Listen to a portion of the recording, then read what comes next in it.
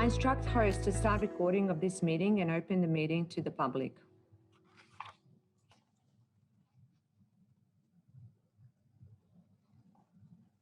Welcome everyone to tonight's ordinary council meeting. I'm the Mayor Councillor Ranka Rasik. I declare this meeting open at 7 p.m. Due to the declaration of state of emergency in Victoria and in compliance with the Section 395 of the Local Government Act 2020, councillors will be attending this ordinary council meeting by electronic means. The council chamber is closed to the members of the public for this meeting. However, this meeting is deemed open to the public via an online live stream available through a link published on the Brimbank City Council website. Members of the public will not be recorded in this process.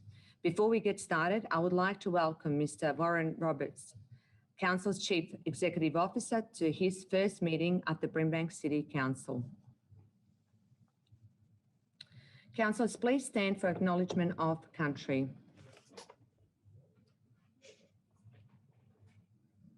On behalf of Brimbank City Council, I would like to acknowledge the traditional custodians of this land, the Wurundjeri people, and pay our respect to elders past, present and emerging. I ask councillors to remain standing for the council commitment. Everyone else can be seated. As the council, we will act in the best interest of the Brimbank community and consider the immediate and long-term impact of our decisions. We'll make these decisions fairly and without bias. We'll uphold all of our obligation under the law of Victoria and council's local law, and we'll act in accordance with our code of conduct. Please be seated.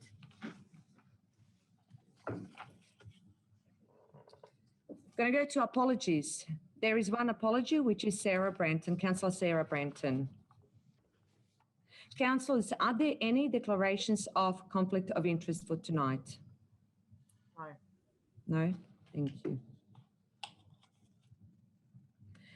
Going to go to designation of item as confidential. There are 3 items to be designated as confidential. May I have a mover of a motion to designate the item confidential? Thank you, Councillor Borg.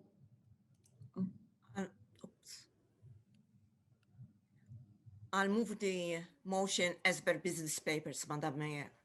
Thank you, Councillor Borg. Do we have a seconder of the motion? Councillor David?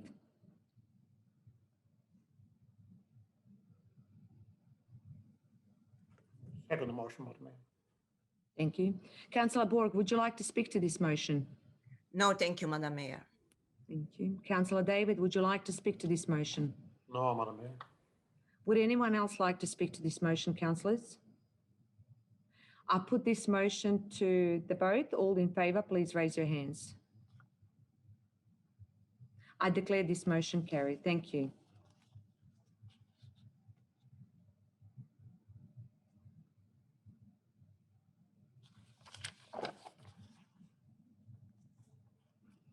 Going to go to confirmation of minutes of previous meetings. May I have a mover of a motion to confirm the minutes of the previous council meeting?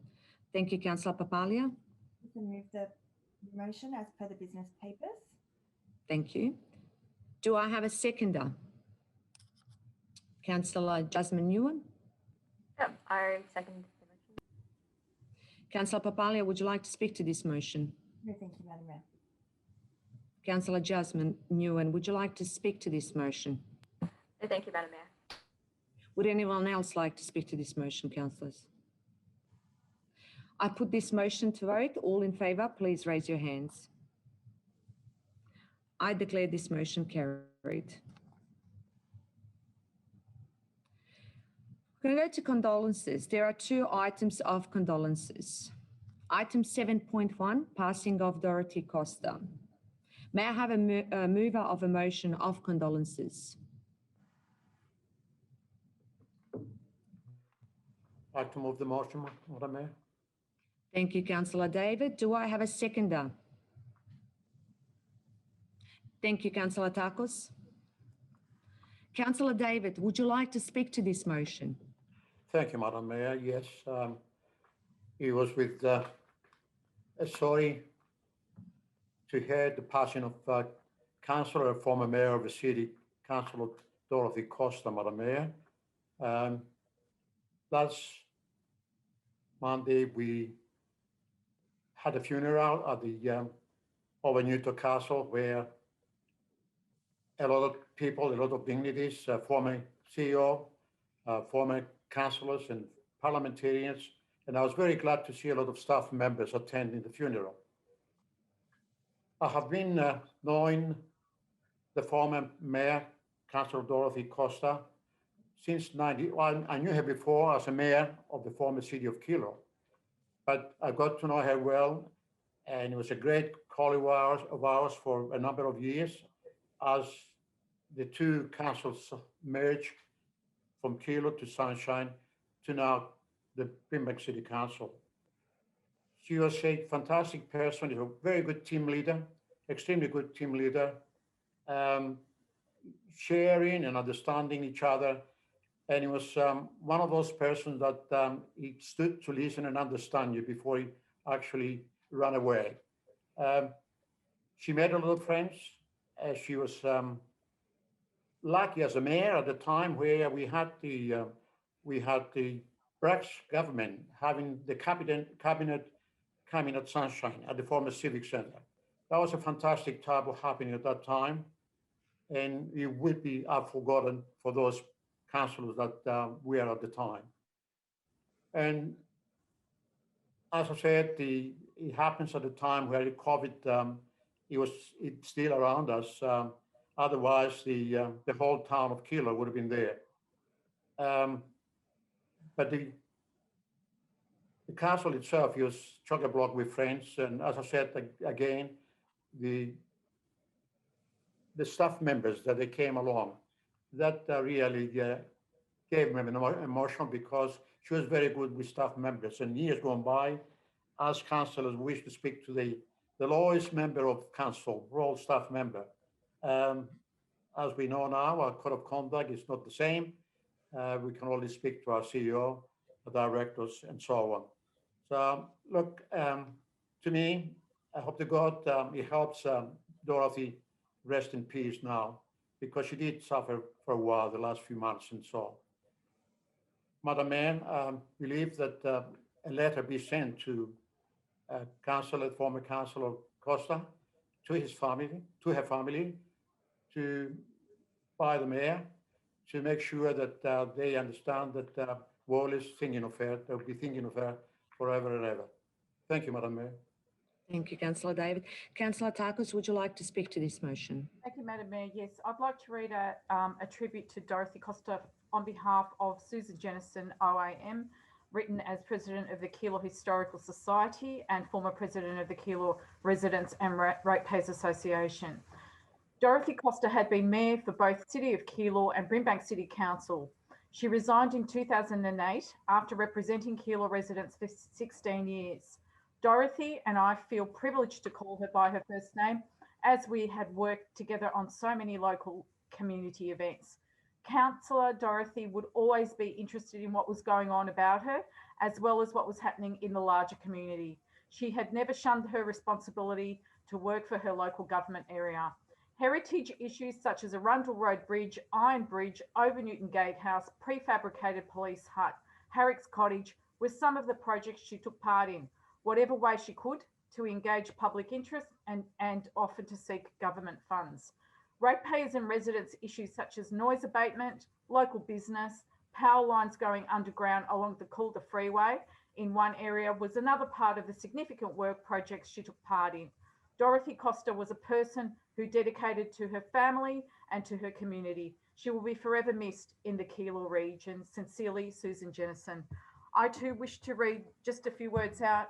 Madam Mayor, the late councillor of the Shire of Kilo summarised her stint as councillor as, quote, one of the finest things that one can do in my view. As a councillor, you are close to the people. You are constantly contacted by citizens with their problems, even small issues. At the same time, you are conscious of the fact that you are making decisions which affect more than 100,000 people in the great city of Brimbank, unquote, Councillor Costa said. I'd like to pay my respects and pay tribute to the endurance, the character and the passion the former councillor and former mayor always displayed dignity and respect to all citizens of Brimbank and councillors and staff. Vale, Dorothy Costa. Thank you. Thank you. Thank you, Councillor. Would anyone else like to speak to this motion, councillors? I put this motion to vote. All in favour, please raise your hands. I declare this motion carried.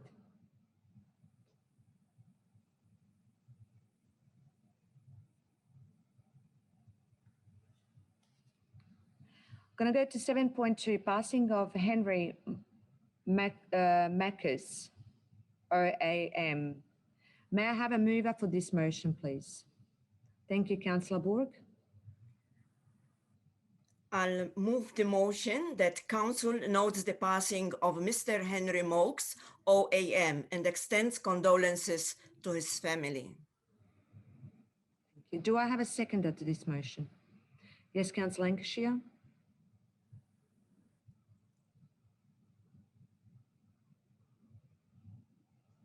You have to unmute. Thank you, Madam Mayor. I second the motion. Councillor Borg, would you like to speak to this motion? Yes, I do, Madam Mayor. I was quite sad to hear about the passing of Henry Mokes, OAM, on the 7th of July, 2021. Henry was the founder of the Green Gully Soccer Club.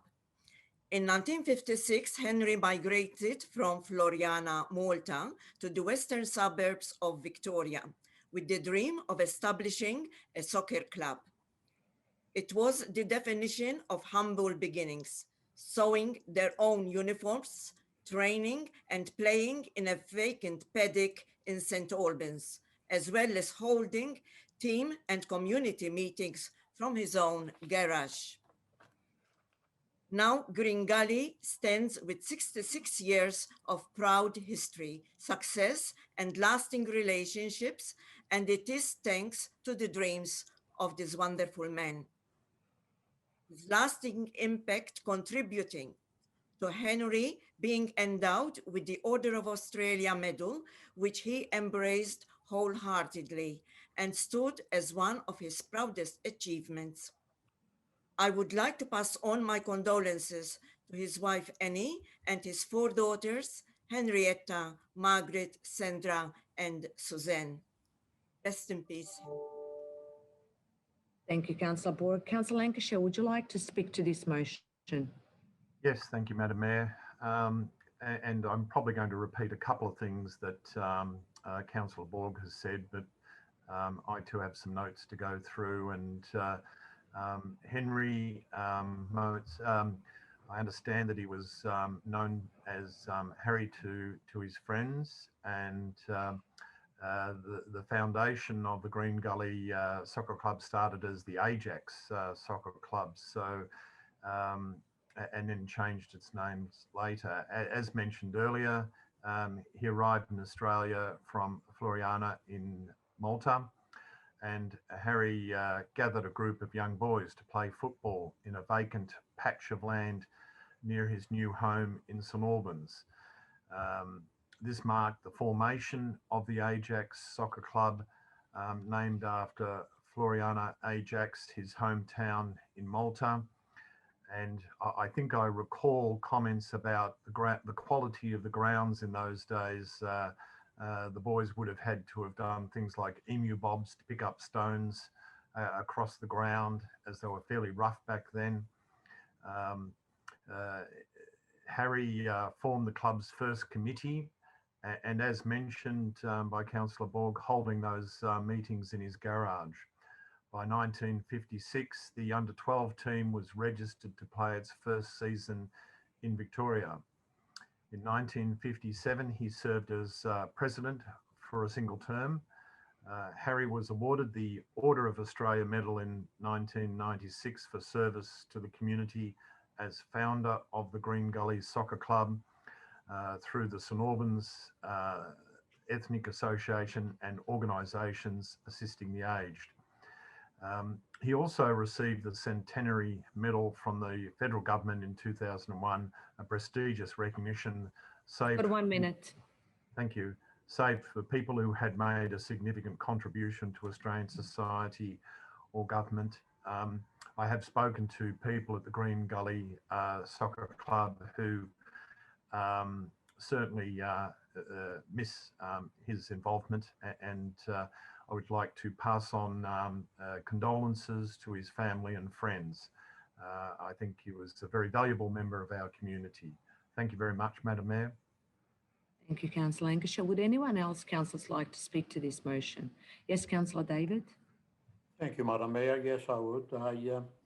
I happen to know Haring long ago when he first started with juniors in at Green Gully.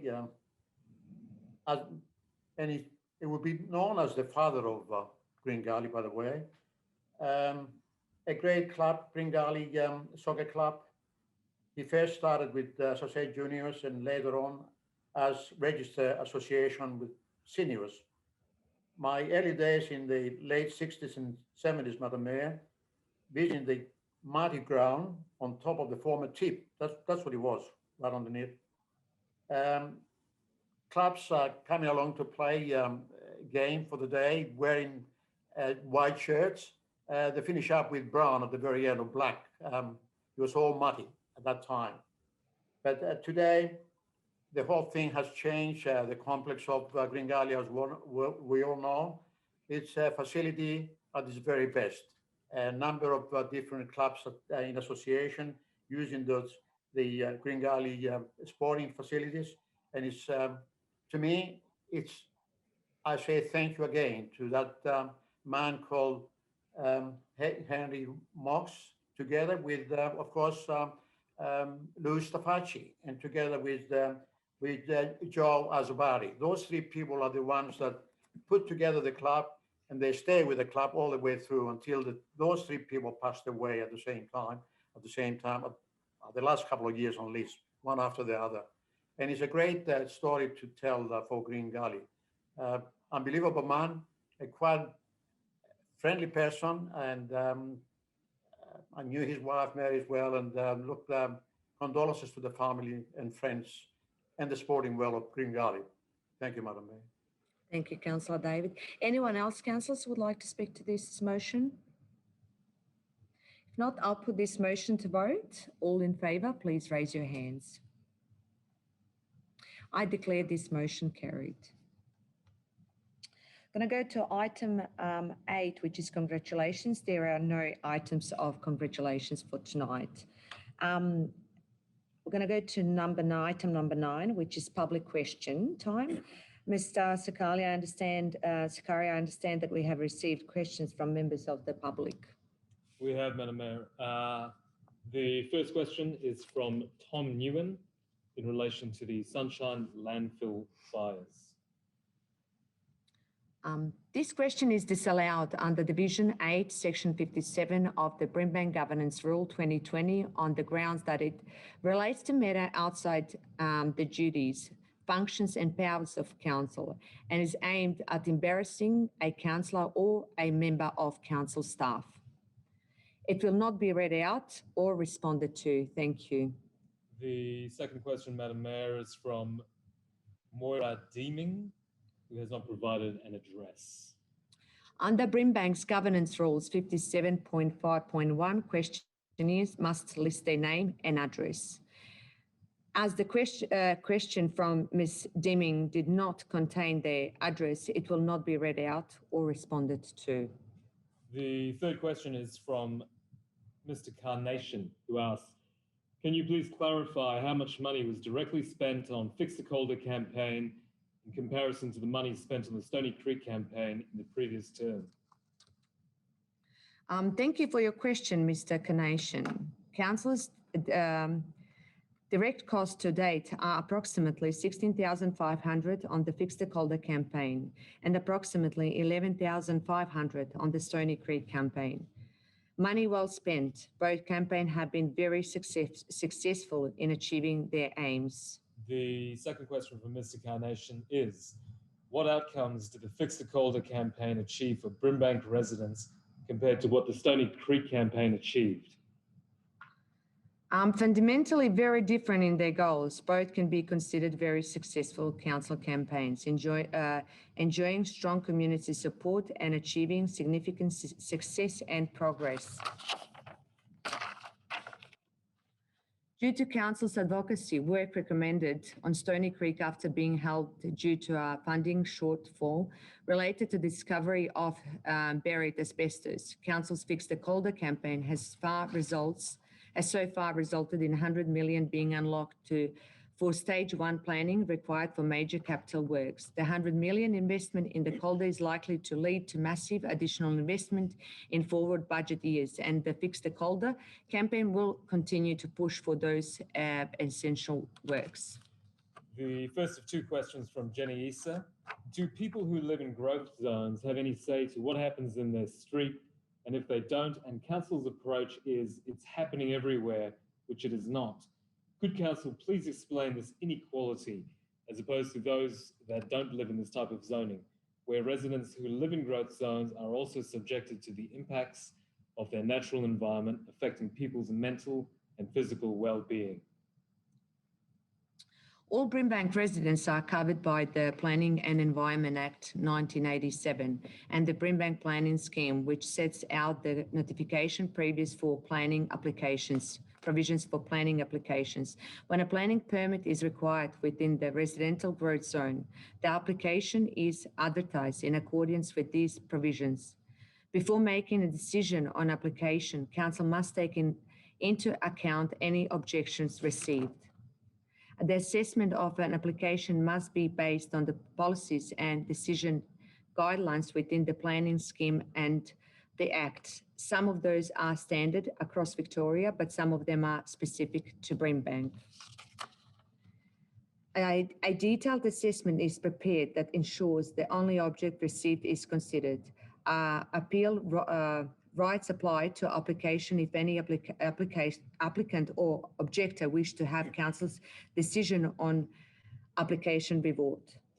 The second question from Jenny Issa.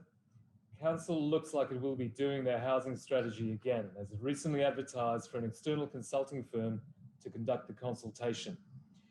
Could council please advise if they will take community concerns on board this time, and will it do a fly drop and advertising with the vehemence that it did for the Calder Freeway campaign, as to properly advise community how rezoning will affect them, especially those that live in St Albans and Sunshine? Due to requirement in the governance rules for questions to be as brief as possible, the preamble to your question was not read out. The community engagement program for the house strategy review has not yet been finalised. The engagement program is expected to be extensive, which consultation results reported to council to inform any decisions it makes about this work. In addition, any subsequent amendment would be notified in accordance with the requirements of the Planning and Environment Act 1987. Kelly Banco asks, given the Airport Rail project team's preemptive decisions on Sunshine Integrated Transport Superhub and Albion Flyover, without following Part 2 of the Transport Integration Act 2010, is the Brimbank Council considering legal intervention to ensure both community and council are consulted properly about the options considered and cost benefits so they can participate effectively in upcoming decision-making processes? As you would be aware, council has shared community concerns in relation Melbourne Airport Rail being engaged, engineering-led, not community-led, with the inadequate consideration of local opportunities and impacts. While council has been very active in pushing for better outcomes, and further details of our advocacy in this regard is available in a council report to be heard tonight, council is not currently considering legal action in relation to Airport Rail. The second question from Kelly Banco. What are the next steps for the council's advocacy campaign for the Sunshine Superhub and Albion Station flyover? We have seen a petition shared and the mayor meeting with Jacinta Allen, but when will the campaign be stepped up? Time is passing quickly. We need action now. As detailed in our advocacy campaign update in tonight's agenda and at previous council meetings, council has been investing heavily in direct advocacy at all levels of government for many months now, making the case for better way to deliver Melbourne's airport rail, with particular attention to the Sunshine Super Hub and the Albion precinct. We will be continuing our advocacy, and council tonight is considering a report on the matter tonight. Neil Head, on behalf of Albion and Ardea Community Club Incorporated, a member of the Greater Sunshine Community Alliance, asks, we thank council for the commitment at its June meeting to support the council transforming Brimbank 2050 advocacy with a closer collaboration with the local community in respect of its Save Albion Station and Sunshine Super Hub concerns. Accordingly, will council now please make representations, including in writing, to have the following federal government representatives invited to visit Sunshine to inspect the two locations, that is, with the invitations taking into account that the federal government is a 50% funder of the build. 1. Responsible Federal Minister on Barnaby Joyce, MP, Deputy Prime Minister and Minister for Infrastructure, Transport and Regional Development. 2.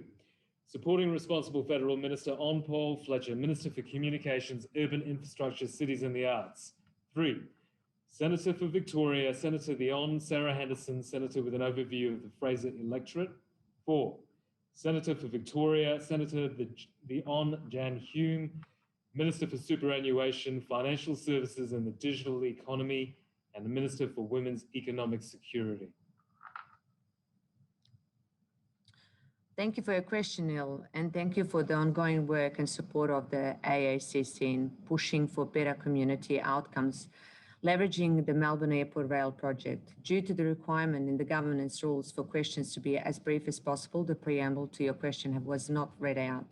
Direct approaches to ministers and members of parliament at both state and federal levels has been a key plank of council's advocacy strategy.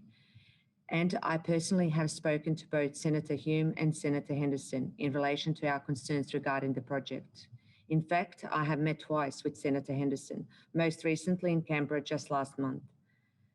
Nonetheless, I will pass on your suggestion to the responsible director to consider for further action. The second question from Mr. Head on behalf of Albion and Ardea Community Club Incorporated, a member of the GSCA, is: further to our previous question, we express grave concern that the current airport rail proposals at the Albion station will severely adversely impact the amenity of the State Heritage listed and Brimbank iconic John Darling Mill, including the view lines to the building, which are specifically referenced in the Brimbank planning scheme. Will the council please write in protest to the Hon. Richard Wynne, Victorian Minister for Planning, and also seek intervention by Heritage Victoria in relation to these view lines? Thanks again for your question, Neil. As per my previous response, I'll forward on this suggestion to the responsible director for consideration and possible action. Sang asks, in March 21 governance report, it mentioned about a preliminary report on feasibility study for underground power lines in Taylor's Lakes. Has there been any update? Thank you for your question. Based on a notice of motion submitted by myself at the council meeting in December 2020, council received and noted the preliminary report, cost and scope of a feasibility study for undergrounding power lines in Taylor's Lakes at the council meeting on 16 of March 2021. In May 2021, council's chief executive officer wrote to the relevant network authority to seek advice on options for improvement and beautification works along the Taylor's Lakes transmission easement. Based on the advice from the network authority, council officers are currently preparing a concept plan with proposed improvements being considered, including the construction of shared user path and associated lighting, seating, bins, and appropriate vegetation. The proposed work will be subject to various approvals and further budget allocation. Irene Stokes, President of the Brimbank Ratepayers and Residents Association, asks, What has Council done since the last meeting to ensure that Brimbank receives its fair share of trees from the Victorian Government's recent announcement to fund 500,000 trees in the West? And will these trees be planted and landscaped in areas which are currently impacted by urban heat island effect and in growth zones such as St Albans and Sunshine? Thank you for your question. Brimbank Council is very passionate about the environment and beautifying our municipality. Brimbank Council welcomes this much needed investment, and I would like to thank the Andrews State Government for investing in the West. This is a very important issue, and it's so great to see millions of dollars dedicated to making Brimbank a better place for us all. Council officers have been following up with the State Government Department of Environment, Land and Water and Planning on delivering of the State Government 500,000 tree program in Melbourne's West. The State Government Department has requested expressions of interest for the Western Region Councillors for phase 1 of the program for up to 250,000 per council to commence tree planting program in 2021. Council officers will be submitting an expression of interest application by the due date seeking the full funding to plant 500 additional semi-mature trees to extend street tree planting in St Albans as part of Council's 2021 Street Tree Infill Planning Program. Again, I thank you for this very important issue, and I encourage you to get in touch with local MPs across the West. Thank them for their lobbying and encourage them to continue funding great initiatives such as more trees for the West.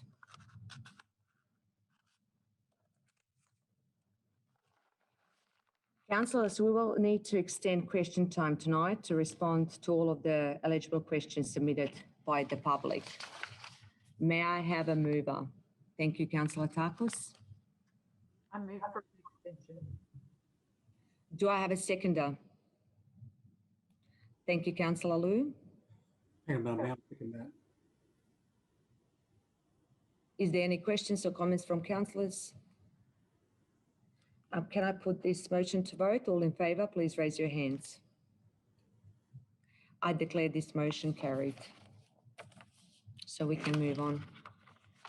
Thank you, Madam Mayor. The second question from Irene Stokes, again, President Brimbank Ratepayers and Residents Association, is, given that federal and state funding totalling $100 million for the Calder Freeway upgrade has now been confirmed, can the Mayor please confirm when the upgrades to the Calder Freeway will commence, which part of the freeway will be upgraded with these funds, and whether Council expects to contribute further ratepayer funds to this project over and above the $16,370 already spent on the Fix the Calder campaign? Thank you for your question. As you're already aware, Council's hugely successful campaign has secured a combined $100 million for the upgrade to the Calder Freeway.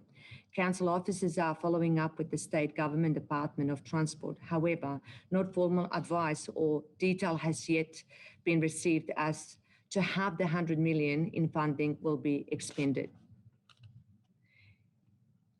It is noted that the improvement Council has been advocating for as part of the Fix the Calder campaign will likely amount to significantly more than $100 million currently allocated, and we will continue to seek further funding commitments from the federal and state governments.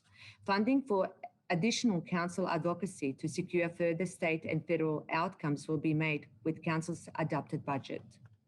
As you may or may not be aware, the Calder Freeway is a state and federal government responsibility to fund and build. However, Brimbank Council has adopted the Fix the Calder campaign as part of our key advocacy portfolio, along with many other important projects that we think will benefit from state and federal government funding. If you require further information, I'm happy to have one of our officers contact you directly and provide you with the relevant state and federal ministers responsible for the Calder Freeway, where you can provide your feedback and direct project-specific question too. The next two questions, Madam Mayor, are from Sangeetha Sharma, who did not provide their address. Under Brimbank Governance Rules 57.5.1, questions must be listed, their name and address. As the question from Ms. Sharma did not contain their address, it will not be read out, both of the questions. The next question is from John Heddich, who asks, in report 12.12, Council is rightly responding to a Melbourne Airport Rail community engagement process for a number of works, components of Melbourne Airport Rail, including Sunshine Station Transport Super Hub, Albion Flyover and Station Works, bridge over the Maribyrnong River Valley, bridge over the Western Ring Road M80, and shared use overpass in Sunshine North. However, for the reasons stated, it is only responding to the Albion Flyover and Station Works component. Will Council also be responding to the Sunshine Integrated Transport Hub component, given the poorly sited and scoped functional areas of the proposed Super Hub? Thank you for your question, John. Unfortunately, under the Brimbank Governance Rule 57.8, no person may submit more than 2 questions at any one meeting. As a result, only your first question has been read out, and I'll respond to that. Due to the requirement in the governance rules for questions to be as brief as possible, the preamble to your question was not read out. So in addition to our pending Albion Flyover and station work response under the state community consultation process, Council tonight is being asked to consider a draft response to the Sunshine Station Master Plan draft principles, which does refer to better site integration, transport, connectivity, and local urban character. Will an important contribution, it is by no means Council's only feedback to the government in relation to current shortfalls in the station proposal and support options available. Indeed, we have made our concerns and that of the community which you had listed at length, at all levels of government and or desire for vastly improved outcomes. The second question from John Heddich is, given the $10 billion Melbourne Airport Rail project is 50-50 funded by federal and Victorian governments, and the Sunshine Albion Works package is so highly contentious, will Council also be recommending that it utilise both formal and informal opportunities to leverage and support ongoing community campaigns like those being run by community groups such as the Albion Ardea Community Club and the Greater Sunshine Community Alliance? Thank you for your question, John. Again, unfortunately, under the Brimbank Governance Rule 57.8, no person may submit more than 2 questions at any one meeting. As a result, only your first question has been read out, and I'll respond to that. Due to the requirement in the governance rules for questions to be as brief as possible, the preamble to your question was not read out. So yes, Council is keen to leverage and support community campaign from the GSCA and the AACC and has been engaged with both groups for some months now, in addition to a formal Council resolution of last month to that same effect. The grassroots effort of both groups has been welcomed to both Council and community, and collective efforts have had positive influence in bringing attention to this important issue. The first of 2 questions from Mr. Jamie Ramsey. Can Council advise the community if an external party has been hired by the Council to assist with any advocacy regarding the Sunshine Super Hub or Airport Rail Link? Thank you for your question, Jamie. In relation to Sunshine Super Hub and Airport Rail Link, Council has continued to advocate for over 2 years in order to achieve the best possible outcome for our community. As part of this advocacy, Council has engaged with external consultant to maximise our advocacy potential. The second question from Mr. Ramsey. Looking through the publicly available governance reports, there appears to have been very little contact with the state member for St Albans, Natalie Suleiman, despite the numerous issues affecting St Albans and Sunshine at the present time. This includes a lack of funding for the new Brimbank Health and Wellbeing Centre, Kialba landfill fires, Sunshine Super Hub, Airport Rail Link, and AXCO Nobel odour and noise emissions. Can Council advise the community how effective advocacy is being done if there is little consultation between Council and the local state MP? Thank you again for your second question. Council's advocacy efforts and outcomes are regularly reported to Council, and a significant amount of information is publicly available on our website for any community members to satisfy themselves of how we conduct advocacy and our results. I'm pleased to report that Council has a very strong and productive relationship with all our local members, and we are very appreciative of the work they do on behalf of our shared community, including, of course, Natalie Suleiman. We engage with all local members and other members of Parliament regularly to ensure our advocacy on behalf of our community is effective. By any reasonable standard, Council's advocacy has been enormously successful in securing a number of wins for the community. Most recently, as I mentioned before, $100 million to plan for Calder Freeway upgrades after literally a decade of being neglected at budget time. The first of two questions, Madam Mayor, from Mr. Neil Hunnichen. My question is regarding the recent surveying and subsequent roadside spray markings that are carried out along 1.5 kilometres of Sydenham Road between Water Gardens Railway Station to Hume Drive, Delahee. It's now more than 2 decades with this major residential road has not been provided with roadside drainage, with essential curbing and guttering along this busy regional Bendigo and Melbourne Metro train rail corridor. This third world standard road needs urgent upgrades and no more band-aid fixes that cost ratepayers in the Brimbank community for ongoing unnecessary minor works. Can the Director of Infrastructure and City Services please provide the Brimbank community with an update on when this major access roads infrastructure will be constructed to an acceptable state and local government standard? Thank you for your question, Neil. Well, it's not a question for councillors.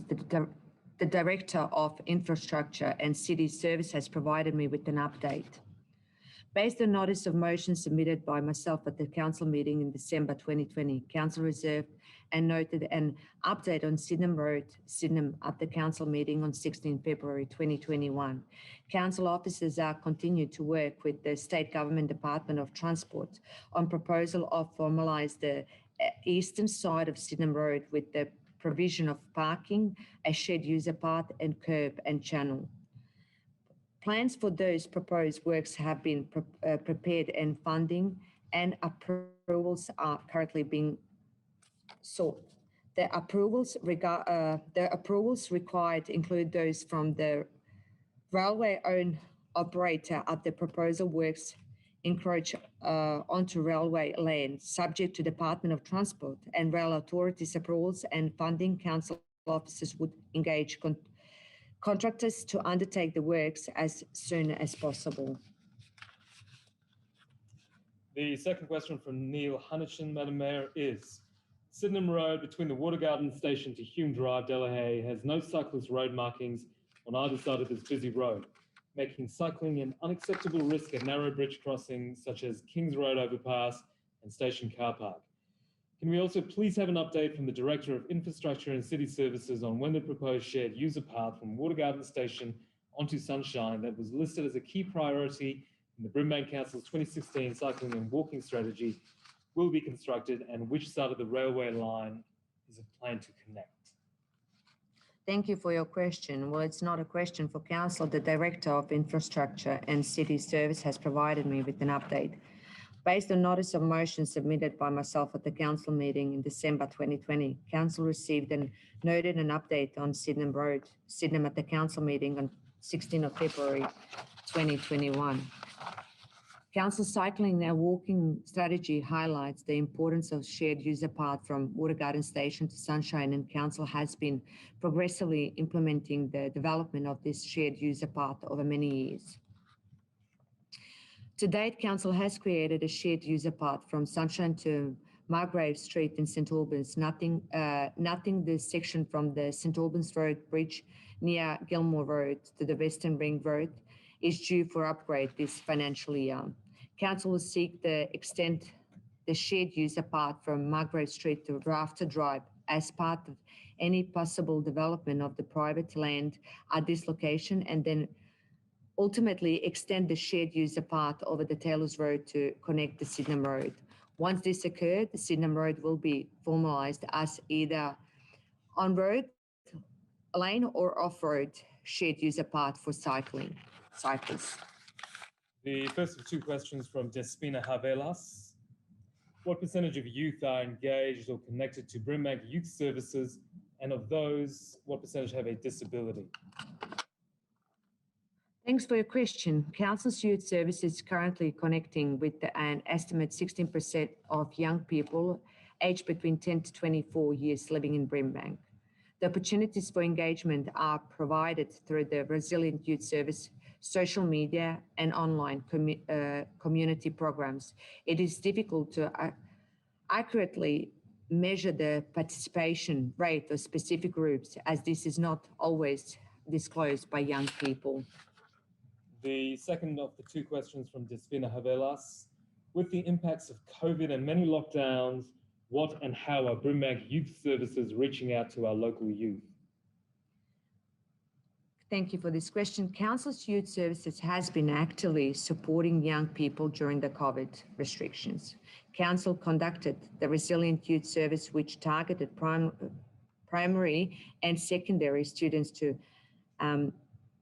gauge the impact of COVID on youth people in Brimbank. The survey has been completed by over 4,800 young people aged between 10 and 18 years.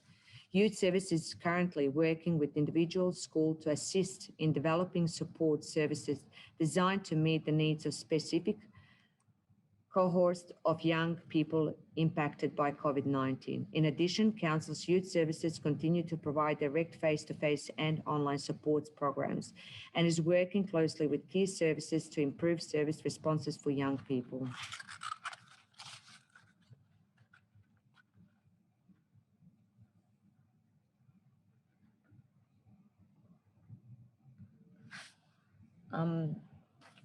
I'm afraid this is the end of the question time. No further extensions will be allowed under the governance rules. Council will provide with the remaining questions, response to residents on remaining questions, that is.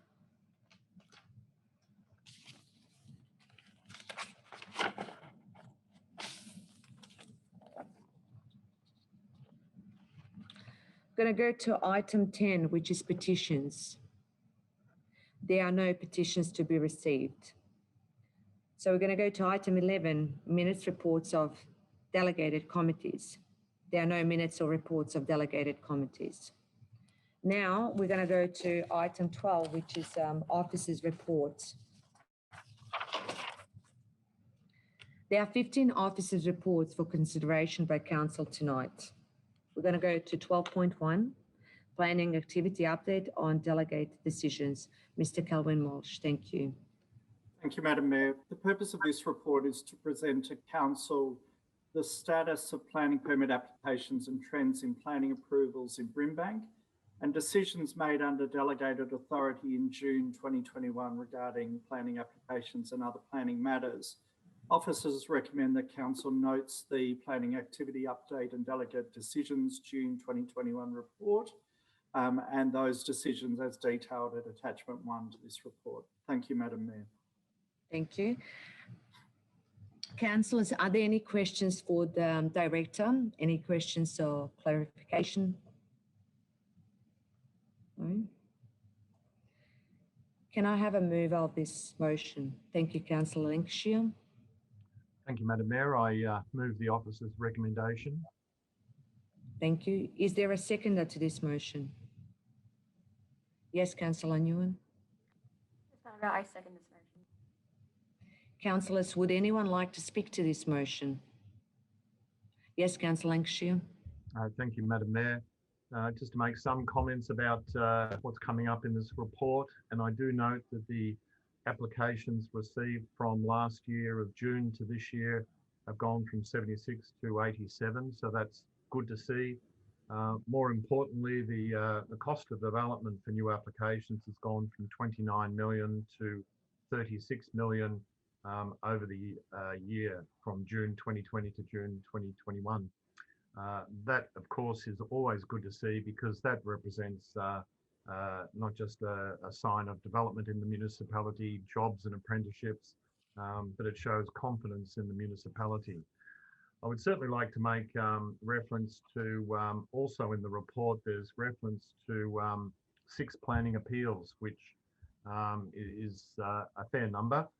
We've been fairly active at VCAT, and 3 of them, there's an appeal against a delegated decision to refuse to grant a planning permit for the use and development of a childcare centre was unsuccessful, with VCAT ordering no permit issued. So there was a success for council on that one. There was an appeal for a delegated decision to refuse to grant a permit for alterations to an existing dwelling and construction of a double-storey dwelling. Again, that was successful. There was an appeal against a council decision to refuse to grant a permit for the construction of 6 double-storey dwellings.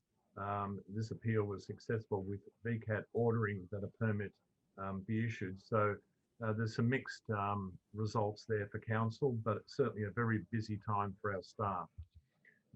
So I would certainly compliment the staff on all the work they're doing, and recommend that the officers' report be considered by council. Thank you. Thank you. Would anyone else like to speak to this motion? I put this motion to vote. All in favour, please raise your hands. I declare this motion carried. So we're going to go to 12.2, Planning Compliance Activity Update with, again, Mr. Kelvin Walsh. Thank you. Thank you, Madam Mayor. The purpose of this report is for Council to note the planning compliance activity update for the period of 1st of April to 30th of June 2021. Officers recommend that Council notes the planning compliance activity update for the period as detailed in the agenda papers. Thank you, Madam Mayor. Thank you. Councillors, are there any questions for Mr. Walsh? Do I have a move of this motion? Thank you, Councillor Lancashire. Thank you, Madam Mayor. I move the officer's recommendation as printed in the notice paper. Thank you. Do I have a seconder? Thank you, Councillor Kerr.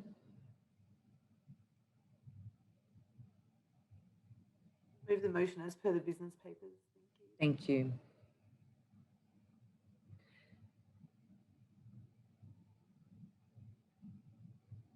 Councillor Lancashire, would you like to speak to this motion? Thank you, Madam Mayor. No. Councillor Kerr, would you like to speak to this motion? No, thank you. Would anyone else, councillors, like to speak to this motion? Thank you, Councillor Borg. Thank you, Madam Mayor. I just want to note that Council Planning Compliance Unit received 117. Sorry about that. 117 new requests for service between 1st of April and the 30th of June 2021. The number of requests received is approximately 8% lower than the previous quarter, when 112 requests were received. There were more requests resolved by council officers than requests received during the quarter, which has been a consistent trend for the last 12 months. I certainly compliment the work that the staff are doing. Thank you. Thank you, Councillor Borg. Councillors, would anyone else like to speak to this report? Okay, then we're going to put this report to vote. All in favour, please raise your hands. I declare this motion carried. So we're going to go to motion 12.3. Councillors, I wish to speak to report 12.3 for duration of time. I will now vacate the chair, and the Deputy Mayor will now assume the chair for the duration of this time. Thank you, Councillor Nguyen. So would you like to take this through? Yes. very much. Yeah, is there a waiver of a motion? Sorry. Oh, sorry. First, are there any questions for this report? Would you like to take the chair for report 12.3 planning application P172/2024-21 Verona Drive, Killer Lodge? So would you? Yes. Yeah, thank you. Thank you, Madam Mayor. So here we have for consideration item 12.3. Can we invite the Director, Callum Walsh, to speak on this report? Thank you, Deputy Mayor. The purpose of this report is to provide Council with an assessment of the planning application P172/2020 for the construction of 2 double-storey dwellings at 21 Verona Drive in Keilor Lodge against the provisions of the Brimbank planning scheme. Officers recommend that Council issues a notice of decision to grant the permit for the construction of the 2 double-storey dwellings at 21 Verona Drive in Keilor Lodge, subject to a number of conditions that are outlined in attachment 6 to this report. Thank you, Chair. Are there any questions for the Director?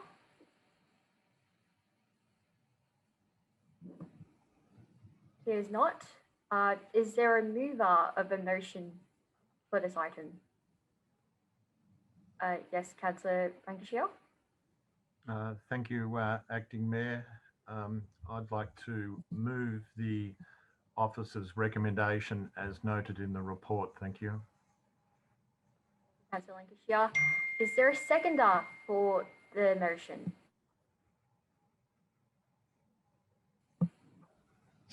Councillor David? Second the motion, Madam Mayor. Thank you. Thank you, Councillor David. Would the mover of the motion like to speak to this motion? Thank you, Acting Mayor. Yes, look, this has been a very complex planning application, to say the least. It has attracted over 50 objectors, which of course means this is why it is before us, as it exceeded the number of 10. This application has been to a planning forum, and we have heard from the applicant and a couple of the objectors. And I would certainly like to thank the applicant and objectors for making their time available to put their point of view to us. We have a very complex report presented to councillors, which we've gone through, and there has been much discussion about the complexity of this. To say certainly the covenant relations that, issues that have come up, covenants are a private planning tool, and our planning scheme is a public planning tool. So we certainly do have regard to the covenants, but they're not part of our planning scheme. The wording of it has been, in my opinion, poorly worded. It hasn't achieved possibly what some people may have been led to believe they thought was going to occur in relation to restricting a number of dwellings, but in fact allowed a dwelling and a what you would have called at one stage a granny flat. Of course, what's proposed is 2 dwellings, which sits outside the wording of the covenant, and there has been legal opinions provided in relation to that. So accordingly, the interpretation is yes, council can consider this application. Another complication is the number of vacant lots around it, which the residents clearly feared would set a precedent. This is not a good planning consideration for council, as we must consider the application before us. So again, there's another disappointment for the residents in relation to this. The officers have prepared a detailed assessment of this application. And of course, there are 2 a double garage for each of the 2 dwellings and space for 2 car spaces in front. So this application is very well provided in terms of car parking, and Verona Drive is, of course, a major road through the subdivision, which allows for quite good access. The officer's analysis of it shows that it is complying with the covenant, it is complying with the Brimbank planning scheme, and our residential design requirements in that regard. So it becomes difficult for me to specifically say that a two-unit development, two-story development has too many things wrong with it on its own assessment, despite these other disconcerting issues for the residents. So my assessment of it at this stage is I'm inclined to support the application. So thank you, Madam Acting Mayor. Councillor Lancashire. Would the seconder of the motion, Councillor David, like to speak? Thank you, Deputy Mayor. Yes, I would, and I'd like to echo those words spoken by Councillor Lancashire. But indeed, she did, listening to the objectives presented to us last Tuesday, Madam Deputy, they all spoke with one voice in reference to the character of the building, etc. I believe the building itself, or the plan itself, is one of the better plans I've seen for quite a while. My understanding, it is a fear, perhaps, that the owners of this type of allotment or this type of infrastructure, they own the rest of the 5 or 6 or 7 blocks around the area, which their fear is that they'll continue building once we allow these to go through. They set precedents in reference to continue building one after the other. I don't think this is a story.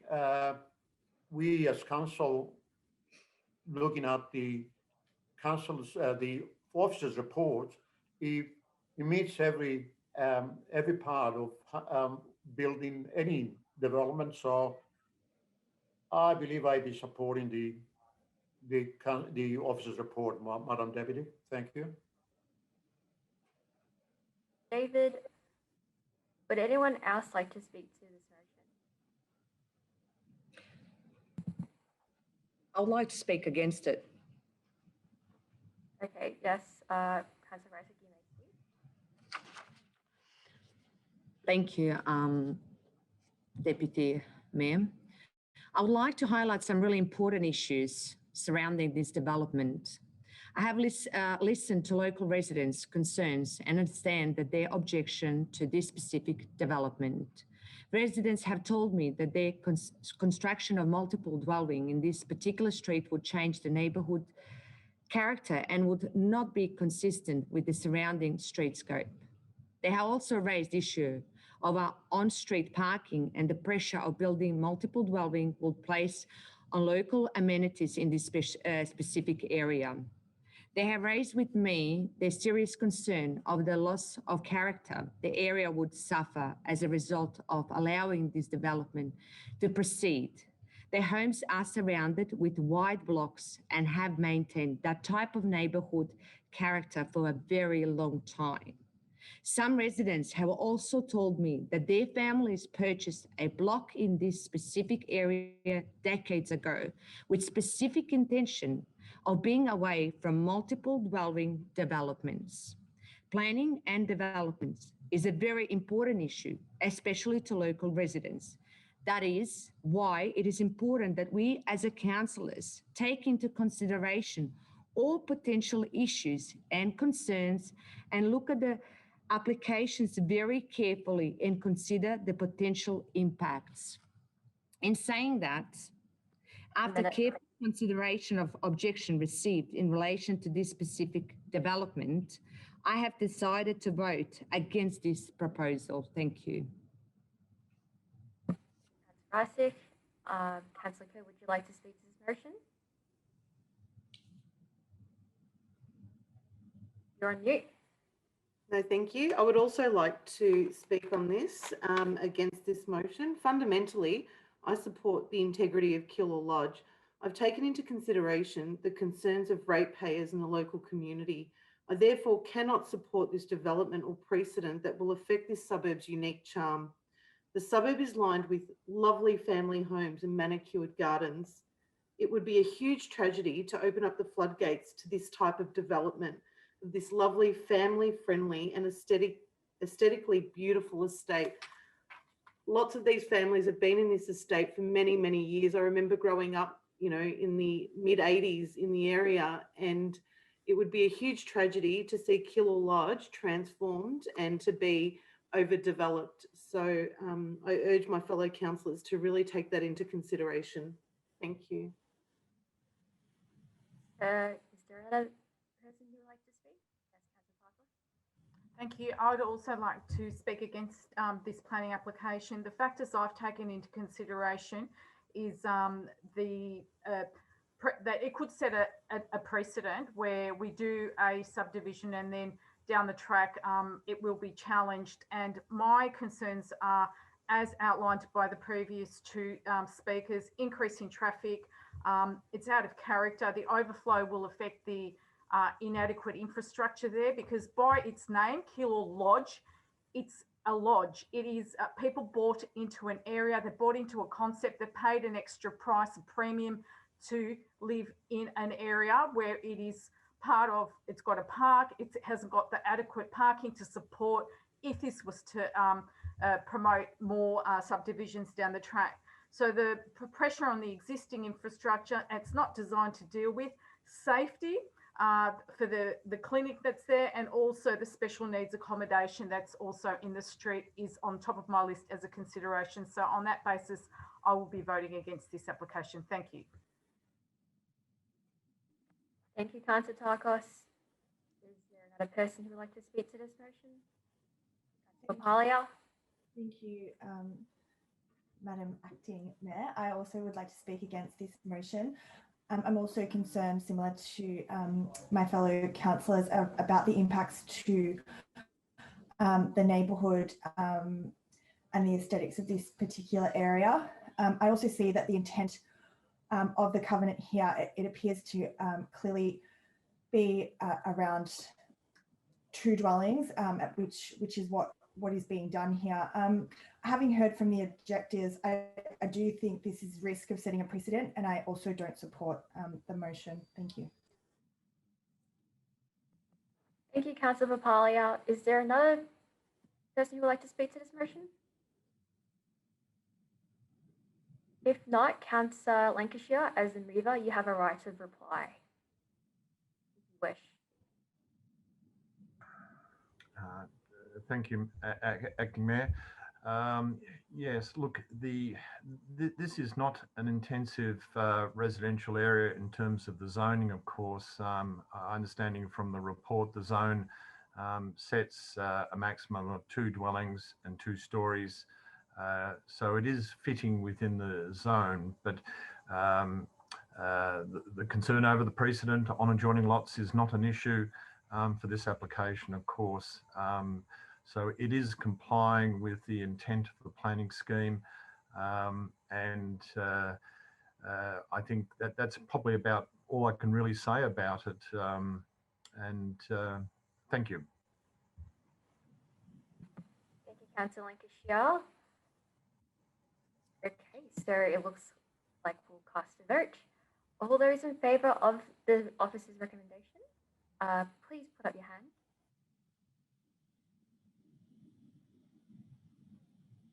Okay, and all those against the motion? Got 4-4. I guess I'm the casting vote. All right. Okay.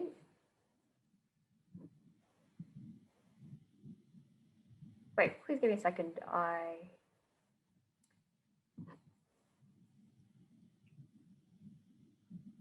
Madam Chair, I'm sorry to interject. Perhaps, I'm not sure what you can see on your Zoom screen there, but it might be worthwhile just doing a recount of the votes. Oh gosh, all right. Oh, there's 5 against. Is that correct? 1, 2, 3, 4, 5. Okay, so this motion is not carried. Thank you, everyone. I will vacate the chair to Madam Mayor. Thank you.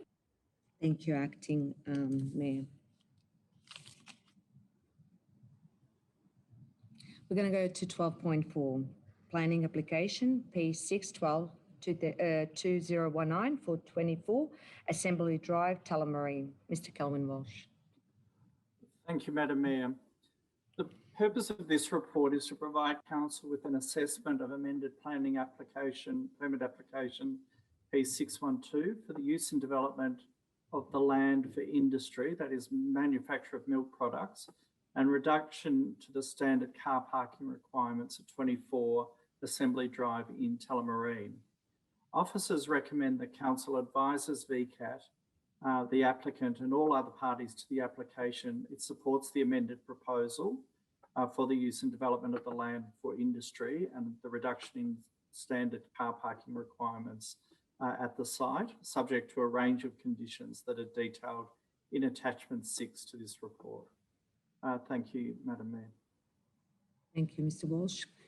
Councillors, does anyone have a question for Mr. Walsh on this report?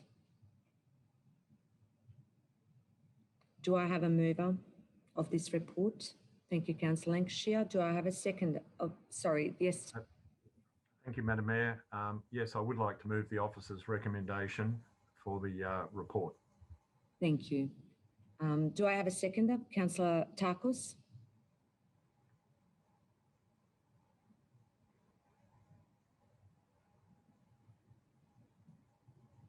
Would you like to unmute, Councillor Tarkos? I second that motion. Thank you. Thank you. Councillor Lancashire, would you like to speak to this motion? Thank you, Madam Mayor. Just a few comments. One of the main reasons for refusal of this application was the title to the site contained a restrictive covenant. Our understanding is that this has been removed and that the title is now clear of this covenant, which has allowed Council to consider this particular application. As referred to with the previous report, as there were 10 objections received, this application has come before Council. It would have been the intention of Council officers, had there not been that number of objectors, to approve the matter under delegation, and that still stands. So it's with VCAT, and I would, and it's been subject to negotiations. So in this case, I would be supporting the application that's been put forward by the officers. Thank you. Thank you, Councillor Tarkos. Would you like to speak to this motion? Thank you. Yeah, this particular industry is in my ward, and the concerns that were raised initially were they were operating without a permit for 2 years, which didn't really sit right with me, and the whole process of how they came around to obtaining the permit. They left out a lot of the issues which were noise and odour mitigation, which they have now included in their subsequent response.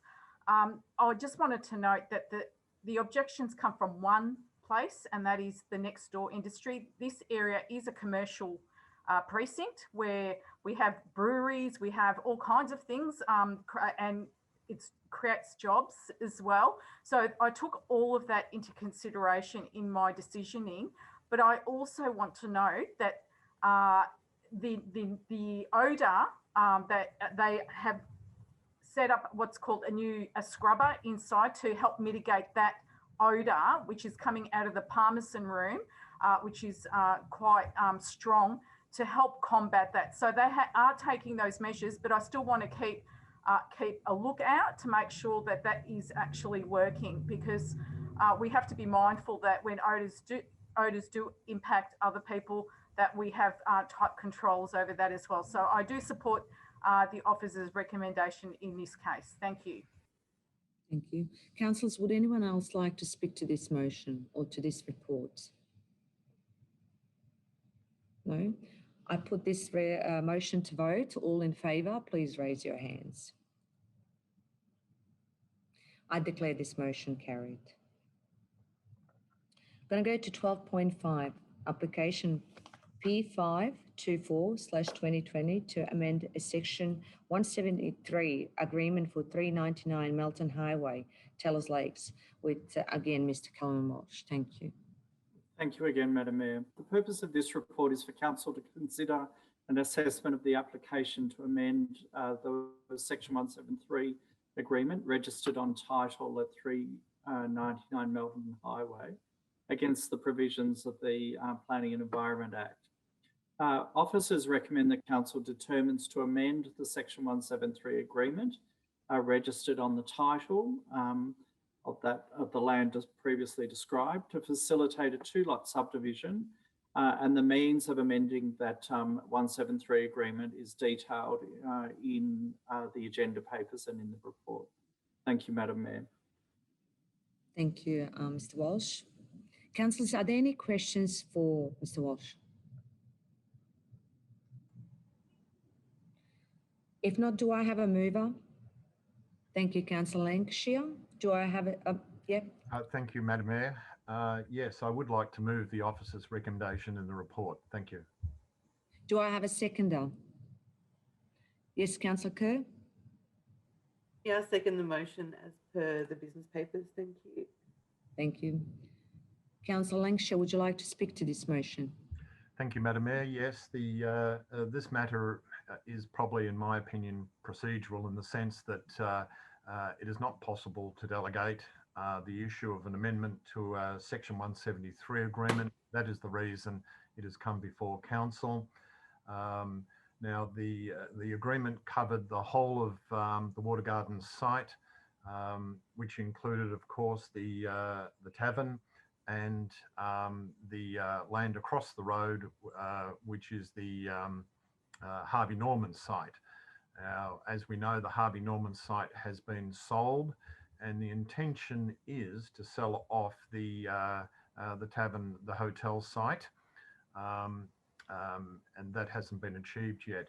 However, my understanding is that the new owners would like to have a clean title without the agreement on the title, as that might represent just an awkward encumbrance going forward.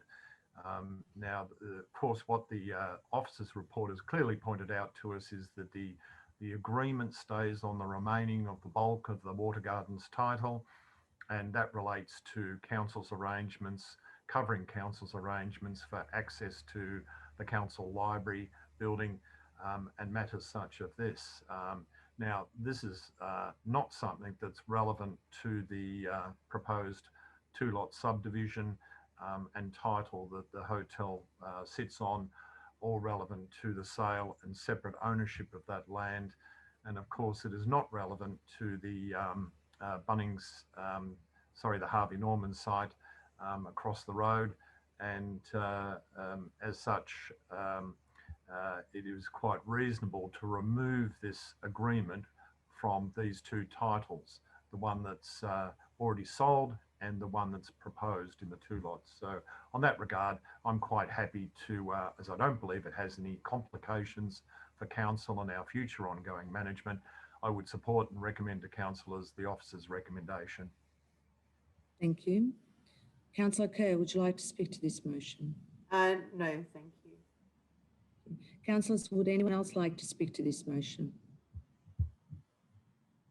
If not, I'll put this motion to vote. All in favour, please raise your hands. I declare this motion carried. Thank you. 12.6, draft together we are Brimbank, Community Vision 2040, Council Plan 2021 to 2025, Municipal Public Health and Wellbeing Plan.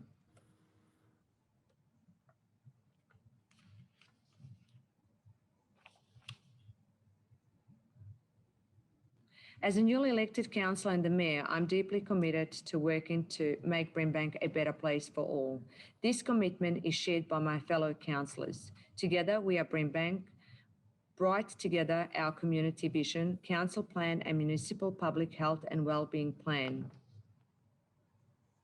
The draft Together We Are Brimbank plan has been created to achieve a beautiful, thriving, healthy and connected Brimbank. Our community played an important role in developing this plan. Earlier this year, through the Shaping Brimbank consultation, we asked our community what matters most to them and what aspiration they have for their city. A lot of valuable input was provided by more than 300 community members from different age groups, backgrounds and interests across Brimbank. I thank everyone who provided their ideas and feedback. The draft Together We Are Brimbank plan is important because it brings together our community's key aspiration and it outlines how council will work to achieve the vision of a transformed Brimbank. The things that are most important to Brimbank's residents have been used at the funded of the plan. Our changing population means we need to plan carefully for services and infrastructure to meet further needs. We remain committed to social justice and continue to work to address areas of disadvantage. We are excited about delivering the new Brimbank Aquatic and Wellness Centre that will be a game changer for Brimbank. The community also identified the threat of climate change as priority, and Council will continue to change the way we deliver services so Brimbank is better prepared for the future. Together, we have developed a vision that captures our aspirations for the Brimbank community over the next 4 years. It is a transformed Brimbank that is beautiful, thriving, healthy and connected. The plan is to transform Brimbank by focusing on enhancing people and community, places and spaces, opportunity and prosperity, and leadership and governance. I and my fellow councillors encourage you to review and have your say on the draft Together We Are Brimbank plan. Provide your feedback by Sunday the 22nd of August via yoursay.brimbank.vic.gov.au or come along to a drop-in session in August. Your feedback will shape the final Together We Are Brimbank plan. Thank you. So I invite now Director, Ms. Lynley Dumble. Thank you, Madam Mayor. This report is presented to Council for consideration to be released for community consultation for a period of 4 weeks from July the 26th to August the 22nd, 2021. Submissions and feedback about both documents, the Council Plan and Council Vision and Municipal Public Health Plan, are sought via Your Say, the Council website engagement platform, drop-in sessions, youth and seniors information sessions, social media and local newspapers. Thank you, Madam Mayor. Thank you. Councillors, are there any questions for Ms. Dumble? Do I have a mover of this report? Thank you, Councillor Papalia. Thank you, Madam Mayor. I move the motion as per the recommendation. Thank you. Do I have a seconder? Thank you, Councillor Papalia. Sorry, Takos. Councillor Takos. I second the motion. Thank you. Thank you. Councillor Papalia, would you like to speak to this motion? Yes, thank you, Madam Mayor. This plan is something that I guess we're all very proud of, something that we've all been working extremely hard on since we all started as a council. And as the portfolio councillor for Sustainable Brimbank, I'd like to highlight the draft strategic direction, places and spaces, livable and connected neighbourhoods that support healthy and sustainable futures, a green place for all.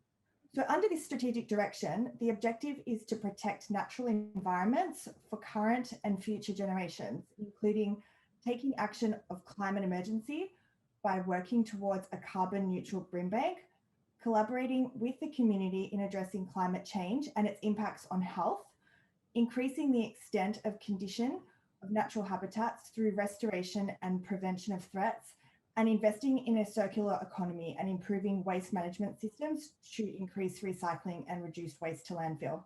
So I'll just highlight a couple of things that are proposed in the first year of this council plan and the key actions to achieve the objectives, which include implementing the climate emergency plan, the revised greenhouse reduction strategy, habitat connectivity plan, the biodiversity strategy, and the waste recycling and litter strategy, as well as facilitating community capacity building initiatives that support the community to protect, enhance, and connect with the natural environment.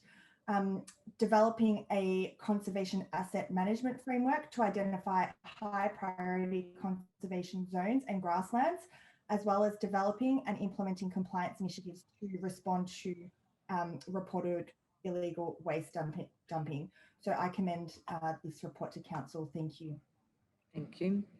Councillor Takis, would you like to speak to this report, or this motion? Thank you, Madam Mayor. Just briefly, I just wanted to say that public health and with the COVID-19 pandemic, plus other secondary impacts upon our most vulnerable, having a huge impact. So the health and wellbeing plan, aside from climate change, looking after the health of our community is #1 priority for this council. Last week, Madam Mayor, I was invited to what was a fantastic program where Foodbank rocked up with a truck in Sunshine, and on one side of the truck they had veggies, on the other side of the truck they had fruit. It was a trial. The amount of people that came, and a box that weighed 10 kilograms that could fill to help feed a family for a week. Now, I know this sounds very, something that we take for granted, but to see the look on the people's faces where they could take this healthy food home and build meals out of it. And I was looking at the size of the onions because I thought if you've got a big onion, you can base that on a casserole or soup. It goes a long way. So I think our community is at the point now with this pandemic where people have lost jobs and everything that we need to really prioritise programs like this as well. It needs to be #1 priority. And I applaud Foodbank for taking an interest, and hopefully that will be rolled out to other areas as well. And I commend Jo Papalia for her fantastic presentation as well. Thank you. Thank you, Councillor Takis. Would anyone else like to speak to this motion, councillors? Yes, Councillor Lancashire, and then Councillor Board. Thank you, Madam Mayor. Yes, I certainly would like to speak to it, and I'd certainly like to support and echo the words of Councillor Papalia and Councillor Takis.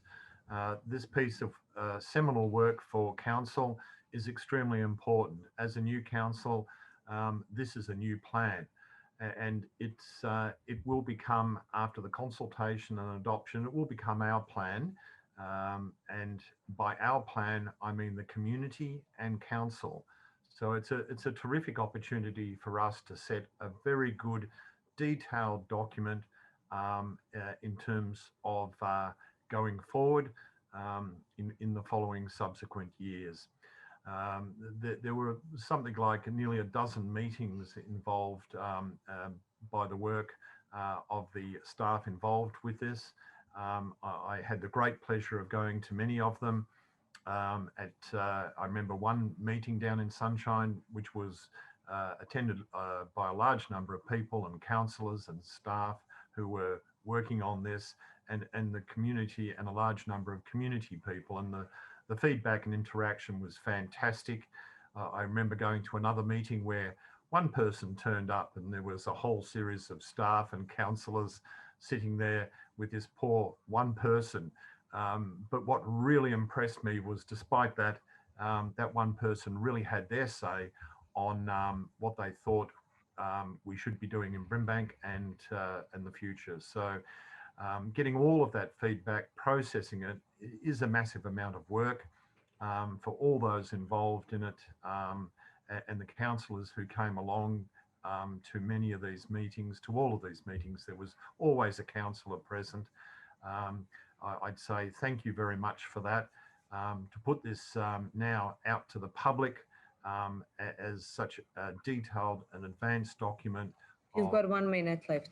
Thank you. Of our future plans is something that's fairly exciting, and I would really encourage people to have a good look at it, and read it and certainly make any additional comments that they think. So thank you, Madam Mayor, and well done to all those involved. Thank you, Councillor Lancashire. Anyone else would like to speak to this? Thank you, Councillor Borg. Yeah. Thank you, Madam Mayor. I would also like to echo what my fellow councillors have said with regards to this document. This is a highly important document and which sets the strategic direction for Brimbank City Council for the next 4 years. A lot of work has gone into it, including sterling contribution from the community. As Councillor Takos mentioned, the priorities of this plan is the municipal health and well-being, and the priorities include support improved mental well-being, collaborate with community in addressing climate change and its impacts on health, and increase healthy eating, active living, and physical activity. And so on. I highly recommend this report and acknowledge the work that has been done. Looking very much forward to the feedback from the community during the consultation. Thank you. Thank you, Councillor Borg. Anyone else, councillors? Yes, Councillor Nguyen. Thank you, Madam Mayor. I would like to speak. First of all, I would like to commend the Director, Lindley Dumble, and the staff for putting together this extensive piece of work. The council plan, the council vision, and the action plan is work that clearly puts the community first. And I like to echo the sentiments of Councillor Papalia. And I think it's fantastic to see that there is extensive focus on sustainability, particularly in taking action on climate change. And it's also great to see that our council goals have been linked to the United Nations Sustainable Development Goals to show that, you know, we are local, but we're also global citizens, and we need to make change together on this planet. As well as the references in the Municipal Health and Wellbeing Plan to our mental health and, you know, just in terms of social justice, that's really, it's throughout the documents, you can see that we're putting, you know, we're helping out our disadvantaged residents as well.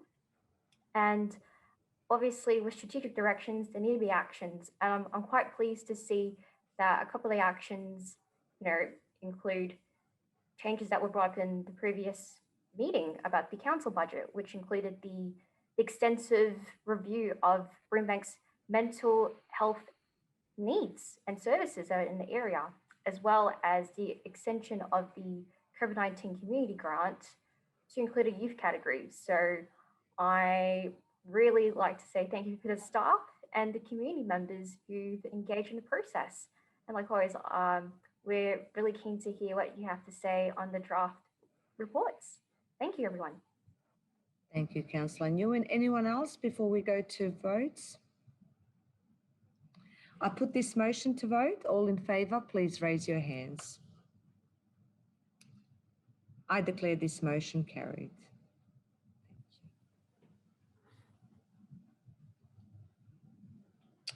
I'm going to go for 12.7, Melbourne Airport Environs Safeguarding Standing Advisory Committee with Mr. Kelvin Walsh. Thank you.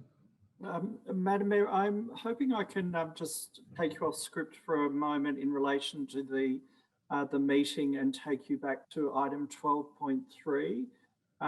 The reason I need to do this is that with the failing of the officer recommendation, we don't have any direction from the council about what we do with that.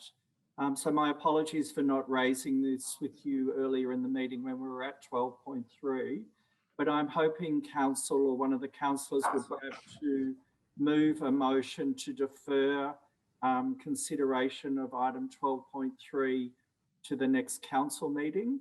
That will enable us to bring it back to the next council meeting and provide guidance to council about bringing that to full resolution. Okay. Thank you, Madam Mayor. I like to move that we defer this item for the next council meeting. Thank you. Do I have a seconder? Yes, Councillor Lancashire. Thank you, Madam Mayor. Yes, I second that recommendation.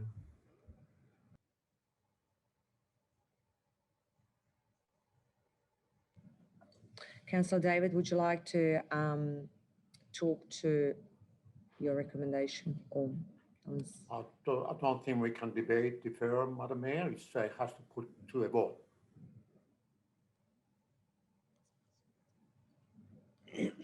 if you would like to speak to it, perhaps? No? No. Madam Mayor, under the meeting It's procedures, a it just deferral goes motion, straight Madam forward. Mayor. It's seconded, and it has to be put to a vote. That's the... Councillor Lancashire. Thank you, Madam Mayor. I understand that it is to be interpreted that the matter be put, and as such, I believe we should vote. Thank you. Thank you. Thank you.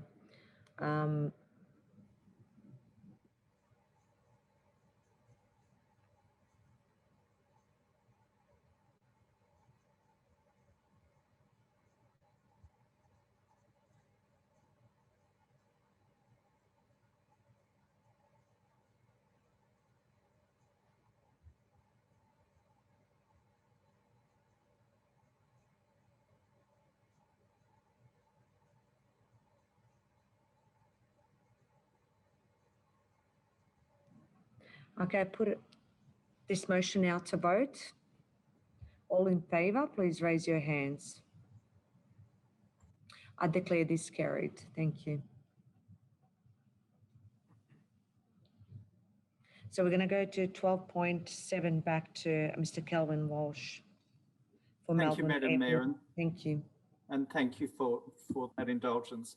Madam Mayor, so item 12.7, the purpose of this report is for Council to consider endorsing the draft submission to the Melbourne Airport Environs Safeguarding Standing Advisory Committee, also known as MASAC, to their issues and options paper, which is shown at attachments 1 and 2. And this is to guide Council's representation and participation in MASAC's roundtable. Officers recommend that Council notes that we've prepared a joint submission with Hume Council, and we'll have joint legal representation at the committee's roundtable. The Council endorses the draft submission to the issues paper shown at attachments 1 and 2, and that we provide that to the advisory committee, and that notes the Council through delegated officers may be required to engage at the MASAC hearing on matters canvassed in the paper, in the report, and delegates authority to Council officers detailed in the report to attend the roundtables and represent the views and opinions expressed in that submission, and respond to any other matter that arises from discussions at the roundtable with the assistance of Council's legal representative. Thank you, Madam Mayor. Thank you. Councillors, are there any questions for Mr. Walsh? Yes, Councillor Lancashire. Thank you, Madam Mayor. Just a question on the Standing Advisory Committee. I'm just a little confused. Is that a specific committee appointed by the relevant minister under the Planning Act, or is this a more permanent type ministerial committee? And what power does it have and processes? If you could provide any comment on that, please, Mr. Walsh. Thank you. Through you, Madam Mayor. So the committee has been appointed by the Minister to consider matters in relation, by the Planning Minister, in relation to the safeguarding of the airport and its environs.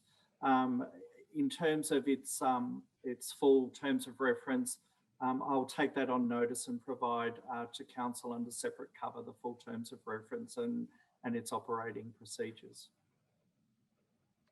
Thank you, Madam Mayor. Any more questions? For Mr. Walsh? No? Do I have a mover of this motion? Yes, Councillor David? Move the motion as written in the business paper, Madam Mayor. Thank you. Do I have a seconder? Yes, Councillor Takos? Unmute. Per business paper, thanks. Thank you. Councillor David, would you like to speak to this motion? Thank you, Madam Mayor. Yes, I would. As a councillor for the Livable Brimbank portfolio, Madam Mayor, I would like to note the importance of the Brimbank planning scheme, planning policy framework report to council. It complies with the Brimbank Council Plan 2017 to 2021, Brimbank Community Vision 2040, and the Planning and Environment Act 1987. The Brimbank planning scheme sets out policies and requirements for the use, development, and protection of land in Brimbank in accordance with the Act. Council is required to undertake a review of the scheme every 4 years in accordance with Section 12B of the Act. Planning scheme is consistent in form and content with the directions and guidelines issued by the Minister. I would like to acknowledge that the hard work that has gone into this report. Council's Strategic Planning Unit worked closely with the City Planning Department to develop the draft planning policy framework, local policy.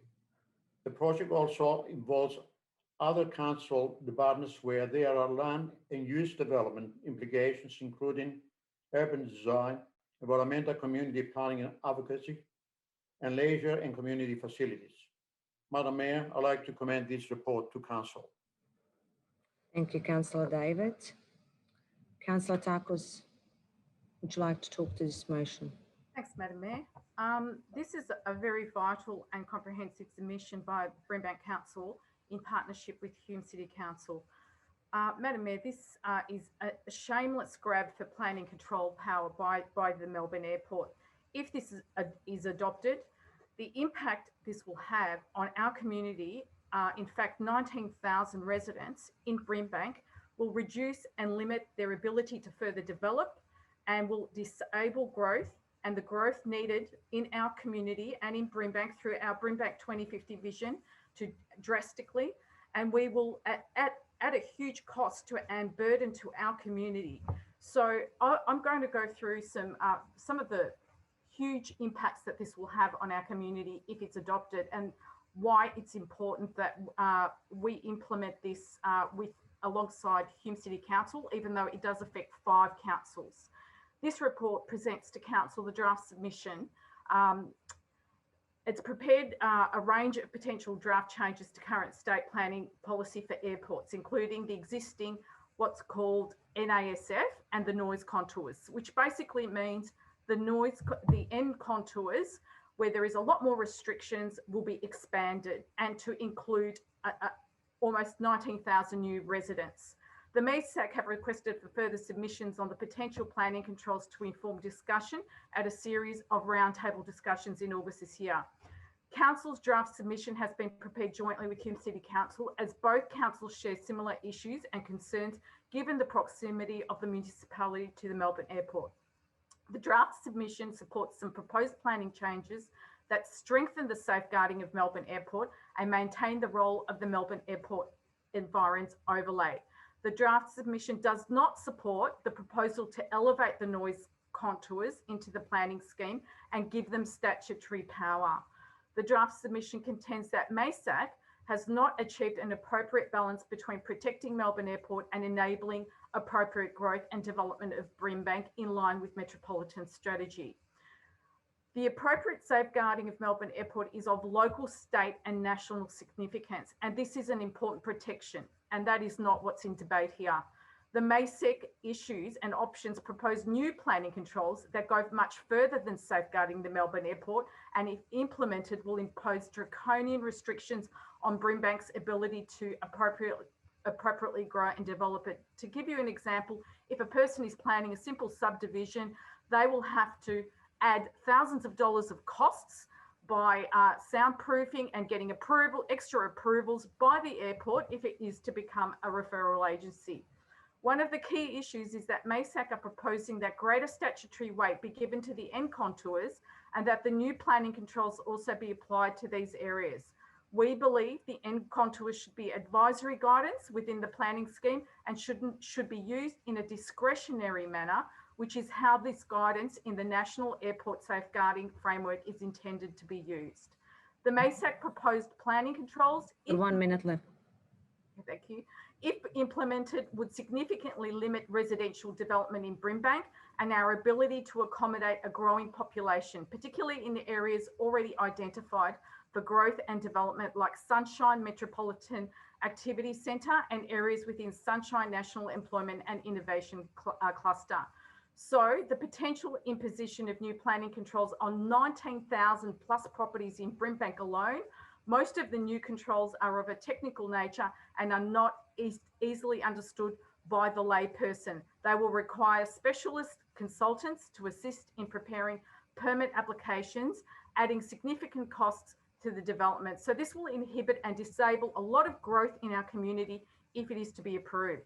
For example, it is proposed that all new residential developments in the end contours will be required to— Thank you, Councillor Takos. Sorry, time is finished. Councillor David? I'd just like to move an extension perhaps for Councillor Takos to finish it off, Madam Mayor. I don't have a lot to go. Extension of time.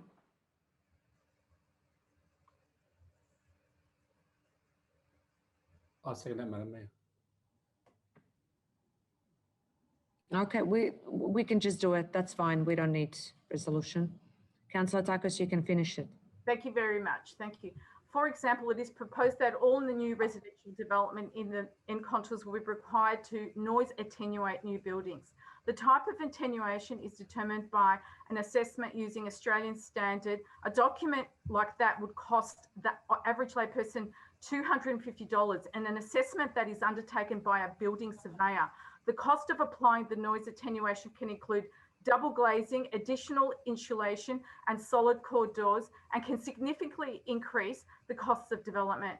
This can be a deterrent to developers, or alternatively, the costs are passed on to a new buyer, impacting affordability. In some circumstances, multi-level developments in the end contour will require a permit under the obstacle height surface requirements, not because the height of the building is excessive, but because the height of structures like a crane used during construction could extend into the protected airspace. A permit may be issued, but would generally have a time limit. For example, a permit for a crane may be issued for a period of 1 year. These types of costs impact the viability of multi-level developments and may result in development going to another area. So you can imagine the investors that are waiting to invest in Brimbank at the moment with our super hub, looking at these kind of end contour restrictions and saying, it's too hard, we're not going to invest. So another example is where a new service station is proposed under an existing flight path in the end contour, which may trigger a requirement for lighting reports from a qualified lighting expert. Now, to get something like that would cost in the vicinity of $5,000 to $15,000. An alternative would be specific conditions and locations that require light baffling to avoid these planning permit costs. I'm not going to go on, but all I wanted to do in summary is to say that this is a shameless grab for planning control power by the airport that needs to be responded strongly by this council. It's doing it at a time, at a pandemic where people aren't noticing noise, etc. It is so important that our council stand up for our community, and it is in this fantastic submission where, if allowed to go through, the community will be severely impacted and our growth will be more than impacted as well. Thank you. Thank you, Councillor Takos. Anyone else would like to speak to this motion?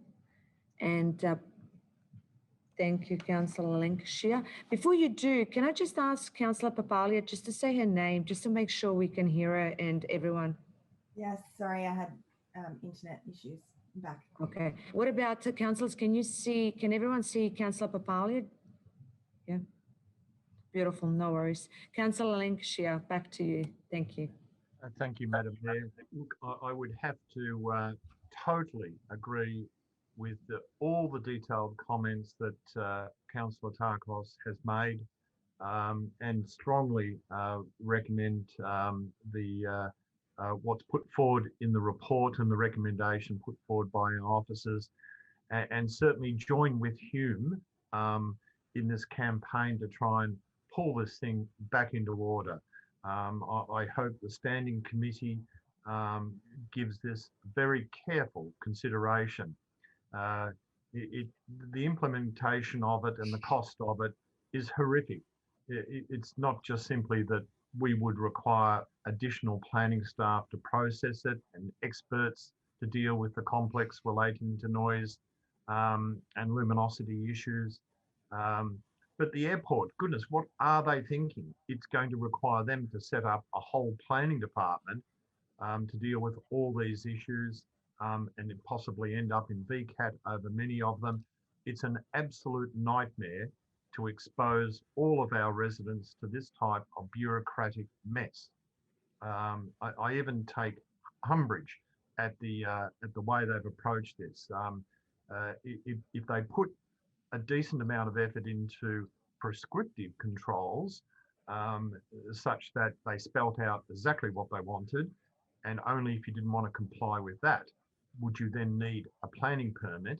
I just think the approach, the technical approach taken, opening it up to these type of applications and the work involved is just appalling. I just can't understand it as a planning person that we would want to see this. We would want to let our community suffer to this extent, because every time. 1 minute left. Thank you. While we understand the implications, or starting to understand the implications of this, out of that 19,000 that Councillor Tarkos is talking about, every time someone finds out that an extension of their home is going to have to need all these reports and permits and variations and soundproofing, which don't apply to the existing part of their home. Look, I just think we're going to have a fight on our hands with every time something comes up. And at 19,000 homes, it's going to be an endless series of arguments. What a disaster. What a disgrace. Fully support the officer recommendation. Thank you, Madam Mayor. Thank you, Councillor Lancashire. Anyone else, councillors, want to comment or talk to this motion? No, I'll put this motion to vote. All in favour, please raise your hands. I declare this motion carried. Thank you. We're going to go to 12.8, Brimbank Planning Scheme Review, Planning Policy Framework, translation. Again, Mr. Kelvin Walsh. Thank you. Thank you again, Madam Mayor. The purpose of this report is for Council to consider endorsing the draft Brimbank Planning Policy Framework and seeking authorisation from the Minister for Planning to prepare and exhibit the Planning Scheme Amendment C225, which is about the Planning Policy Framework translation.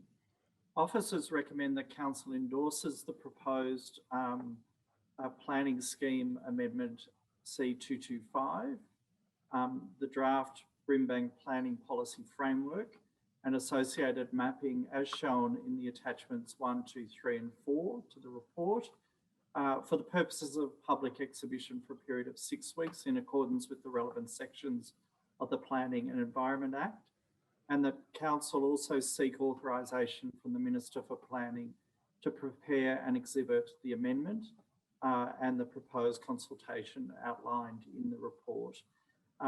We also ask that you delegate to me endorsement of any changes required to be made as part of any conditional authorisation of the amendment that the Minister may give. Thank you, Madam Mayor. Thank you, Mr. Walsh. Councillors, are there any questions of clarification for Mr. Walsh? Do I have a mover on this motion? Yes, Councillor Lancashire. Thank you, Madam Mayor. I would move the officer's recommendation as noted in the report. Thank you. Do I have a seconder? Thank you, Councillor Borg. I second the motion, Madam Mayor. Thank you. Councillor Lancashire, would you like to speak to this motion? Thank you, Madam Mayor. I certainly would. It must be first stated that the amount of work that council planners, strategic planners have undertaken to achieve this amendment is massive. The state government had set upon a task of requiring all councils to translate and transform their strategic documents into a new set format. Now, this has required an incredible amount of work by local government, and our contribution in this area to translate all our policies within the planning scheme into this new format has required every single word, every single sentence to be realigned into that new format. And of course, we all know the legal ramifications of our planning scheme and the strategic component of it, and how vital this is to our planning of our municipality. Now, having said that, I think compliments to the Director, Mr. Walsh, and the planning staff have been very clever about how they've approached this. We are required to review our planning scheme, I think every 4 years on a regular basis. They've incorporated this complete review of all of Council's policies into this translation. So this is a double benefit that's come to us, and I think the staff have been very clever in achieving it. For us, it does mean that we're looking at an amendment to a scheme which will be new policies incorporating all of our work as councillors, and of course the translation at the same time. So full compliment to staff in achieving this double amount of workload in this new product. But it does give us, I think, a better strategic framework in the new format. So again, compliments to staff, and thank you, Madam Mayor. Thank you, Councillor Hampshire. Councillor Bork, would you like to speak to this motion? Yes, thank you, Madam Mayor. Just briefly to acknowledge the amount of work that went into this document, and to thank Kelvin Walsh and the staff for putting it together. Thank you. Thank you. Councillors, would anyone else like to speak to this motion? No? I put this motion to vote. All in favour, please raise your hands. I declare this motion carried. I'm going to go to 12.9, return of supplementary bulletins 2020-2021 with Mr. Andrew Bray. Thank you, Madam Mayor. The purpose of this report is for Council to consider and adopt the supplementary valuations carried out by the Valuer General from the 1st of July 2020 to 30th of June 2021, and their respective effective dates for rating purposes at attachment 1 to this report. Thank you. Thank you. Councillors, do you have any questions for Mr. Bray? Do I have a mover of this motion? Councillor Nguyen, thank you.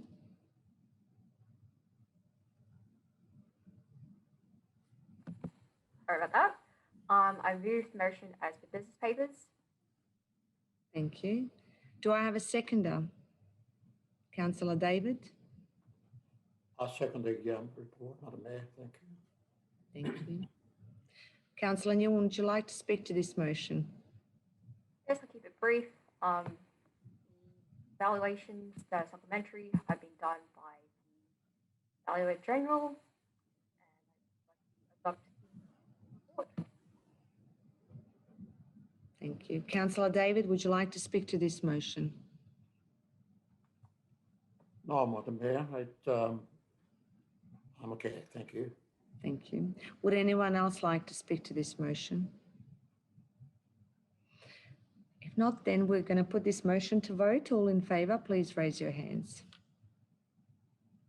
I declare this motion carried. I'm going to go to 12.10 again with Mr. Andrew Bray, return of General Valuation 2021. Thank you, Madam Mayor. This report is for Council to consider and adopt the return of the General Valuation 2021 for all rateable and non-rateable properties made by the Valuer General for the properties located within Brimbank at valuations shown in the report. Thank you. Thank you. Councillors, is there any questions for Mr. Bray? Do I have a move of this motion? Yes, Councillor Kerr. Move the motion as per the business papers. Thank you. Do I have a seconder? Councillor Takos. I second the motion. Thank you. Thank you. Councillor Kerr, would you like to speak to this motion? No, thank you, Madam Mayor. Councillor Takos, would you like to speak to this motion? No, thank you, Madam Mayor. Would anyone else like to speak to this motion, councillors? I put this motion to vote. All in favour, please raise your hands. I declare this motion carried. We'll go to 12.11. Proposed establishment of joint delegated committee known as Lead West Committee with Mr. Andrew Bray. Thank you, Madam Mayor.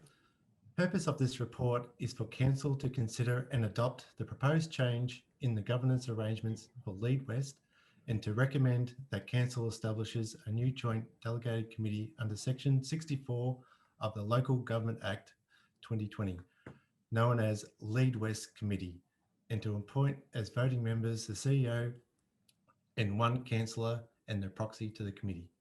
Thank you. Thank you, councillors. Does anyone have any questions for Mr. Bray? Do I have a move of this motion? Yes, Councillor David. Thank you, Madam Mayor. I'd like to move that the Mayor, Councillor Rangarazic, become the delegate and Councillor Virginia Takos become the proxy. Thank you. Do I have a seconder to this motion? Councillor Liu? I'll second that motion, Madam Mayor. Thank you. Thank you. Councillor David, would you like to speak to this motion at all? No, Madam Mayor, it's a straightforward thing, and I hope our fellow councillors agree to that and vote for it. Thank you. Councillor Liu, would you like to speak to it? Yes, ma'am. I just want to express that Lead West is very, it's a voice that it's quite prominent, and I think we need to have yourself and Councillor Takos be on it to have some sort of voice lessons for Brimbank. So it's very important that we actually sit on the table and have someone actually representing Brimbank. Thank you. Would anyone else like to speak to this motion? Yes, Councillor Nguyen. I got a point of clarification. Is the motion for the officer's recommendation and the amendment of G? Sorry. Sorry, that my audio quality. Yeah. Point of clarification, is this motion for just for part G or the entire recommendation of the officers? No, it would be for the entire recommendations. Yep, okay, thanks. If there is no more questions? No? I put this motion to vote. All in favour, please raise your hands. I declare this motion carried.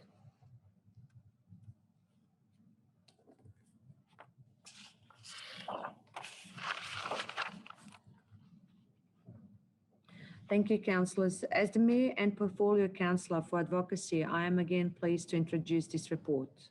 Well, we are again in COVID lockdown. It is again our responsibility to advocate on behalf of our community to ensure that we can withstand this pandemic and come out of other side stronger than ever.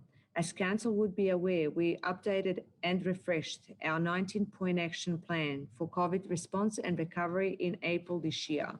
We continue to call for the establishment of Joint Government Council COVID-19 Brimbank Recovery Task Force and a range of initiatives under the Brimbank Health and Wellbeing Package and a Brimbank Economic Recovery Package. As was reported in our delegates' report at tonight's meeting, our trip to Canberra for Australia Local Government Association National Gallery Assembly last month was a great opportunity to advocate on behalf of a number of issues forming part of our COVID recovery. As a mayor, I met with several federal members of Parliament from across the political spectrum. My thanks to Senator Sarah Henderson of Liberal Party, Senator Janet Rice of the Greens, Daniel Molino, Brendan O'Connor, and Maria Vamakanu, our local federal representatives from Labor, all who gave freely of their time to further understand our local issues and to do what they can to help. Of primary impact were two active campaigns as detailed with this report, Fix the Calder and Transforming Brimbank 2015. Will acknowledge the $100 million in joint federal and state funding to start planning the recovery of the Calder, for which Council and our community are very thankful to. Was also acknowledged that this national significant roadway has a long way to go and many hundreds of millions more.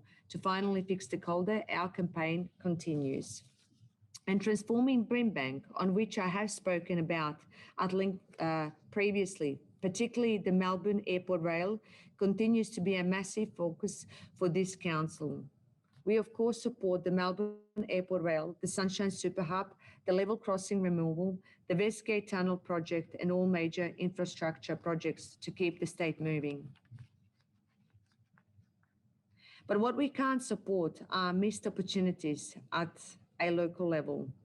We can't support infrastructure that is rushed, locks out future options, and locks in poor outcomes.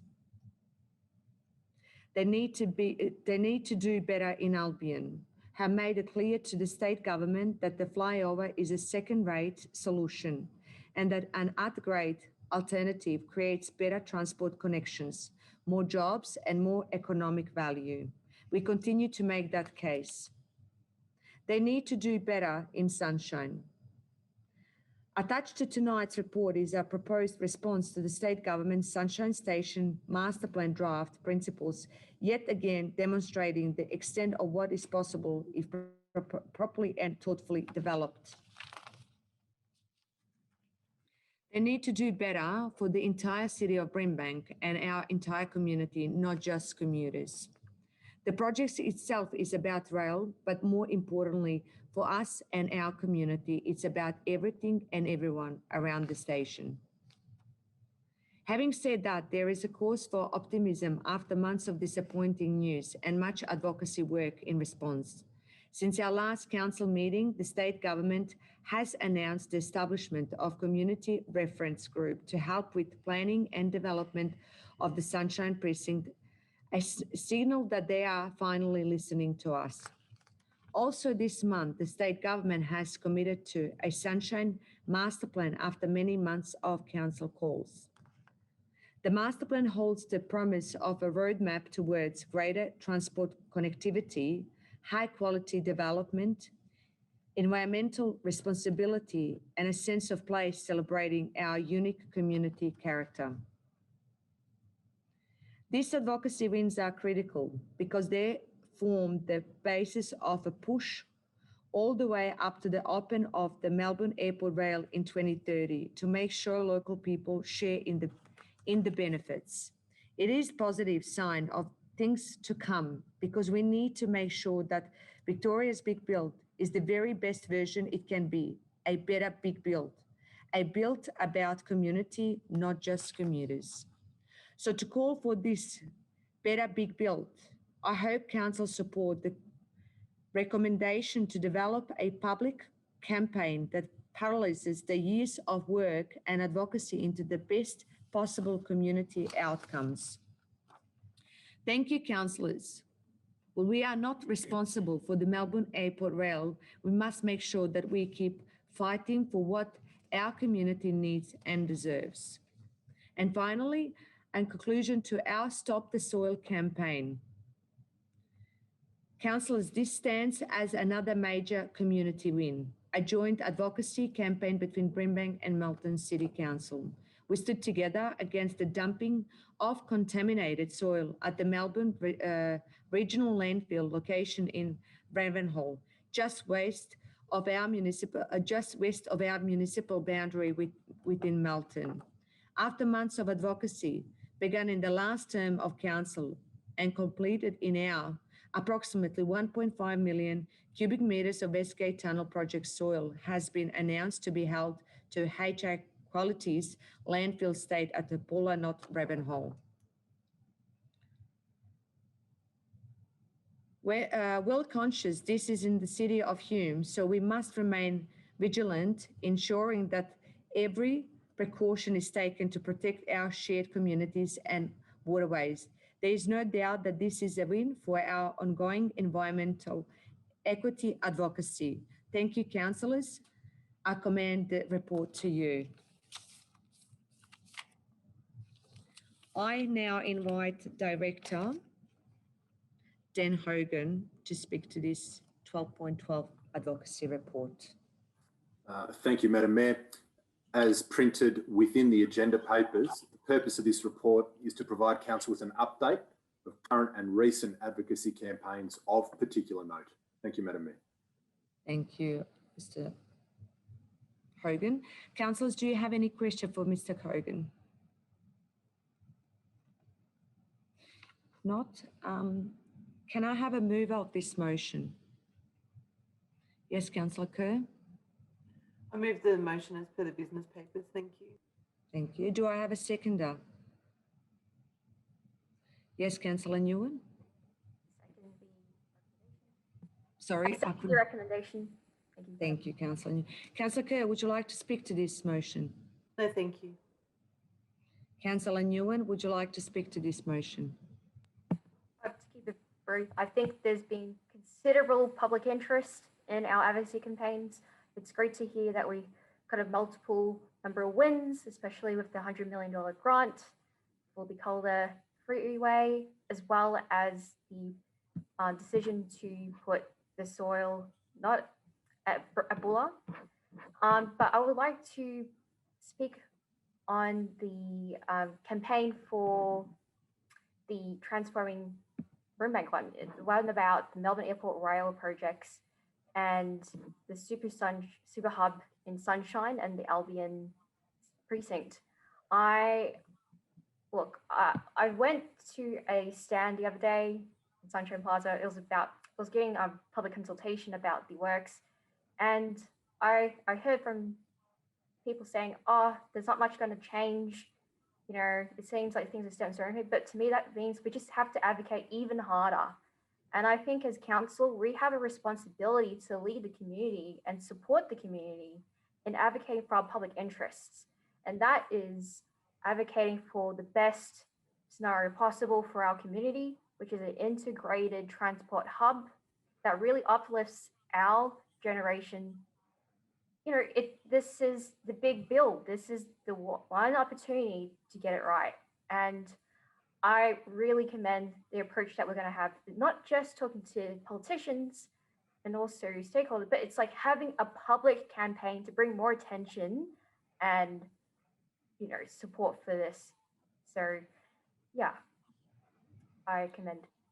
Thank you, Councillor Nguyen. We do have plans in our advocacy not to stop now, not to stop without more advocating. Thank you. Councillor Takos. Thank you, Madam Mayor. Yep, I think the time has come that we unite with our community. Our community has been really passionate about this and behind this. But one thing that I find really difficult to swallow is the consultation process that's taking place right now is not real consultation. Consultation is at the beginning of decision making, where we sit down and we discuss. Now is the time that we sit down with our community, we support our community with what they need as well to mobilise on the ground. This is where they're going to live. They have ownership of this issue just as much. We are their voice at the council and at a strategic level, but it is important that we as a council support our community right now. As Jasmine said, Councillor Jasmine said, we need to really, ramp up this campaign now. I think there is that genuine interest from some MPs that they want to create something more than just a flyover. Well, we want to see that in action. We want to sit down. We want genuine consultation with our community. Our community wants the best for the next, not 10 years, but the next 100 years. They want to leave a footprint that they're proud of, not something that is simply just a flyover. That's not what we're after. We're after transformation. So I applaud this advocacy. I think that we've been doing a fantastic job, but we really need to get behind the community right now, and they have got some specific requests and needs, and we need to sit down on the table and assist them. Thank you. Thank you, Councillor Takos. Does anyone else want to speak to this motion? Thank you. Councillor David? Thank you, Madam Mayor. I'd just like to congratulate you and the rest of the group. A wonderful report. Lobbying people is a hard thing to do, but you've done a good job. And I do like to thank, of course, Director Hogan for his guidance.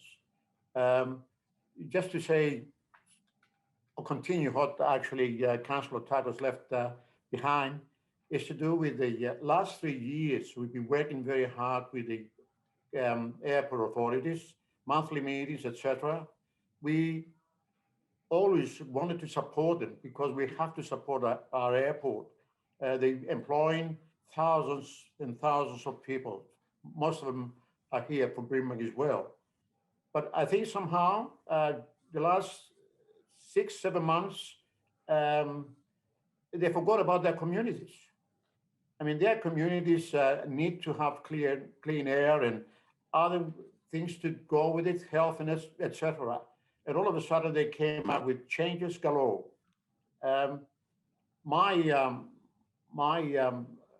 good news is for brothers and sisters from the nearby city of Hume for came on board in a solidarity. I believe that's a great thing, and we should continue the not so much a fight, but that deliberation in reference to try and see if we can get it better as we go along. Thank you, Madam Mayor.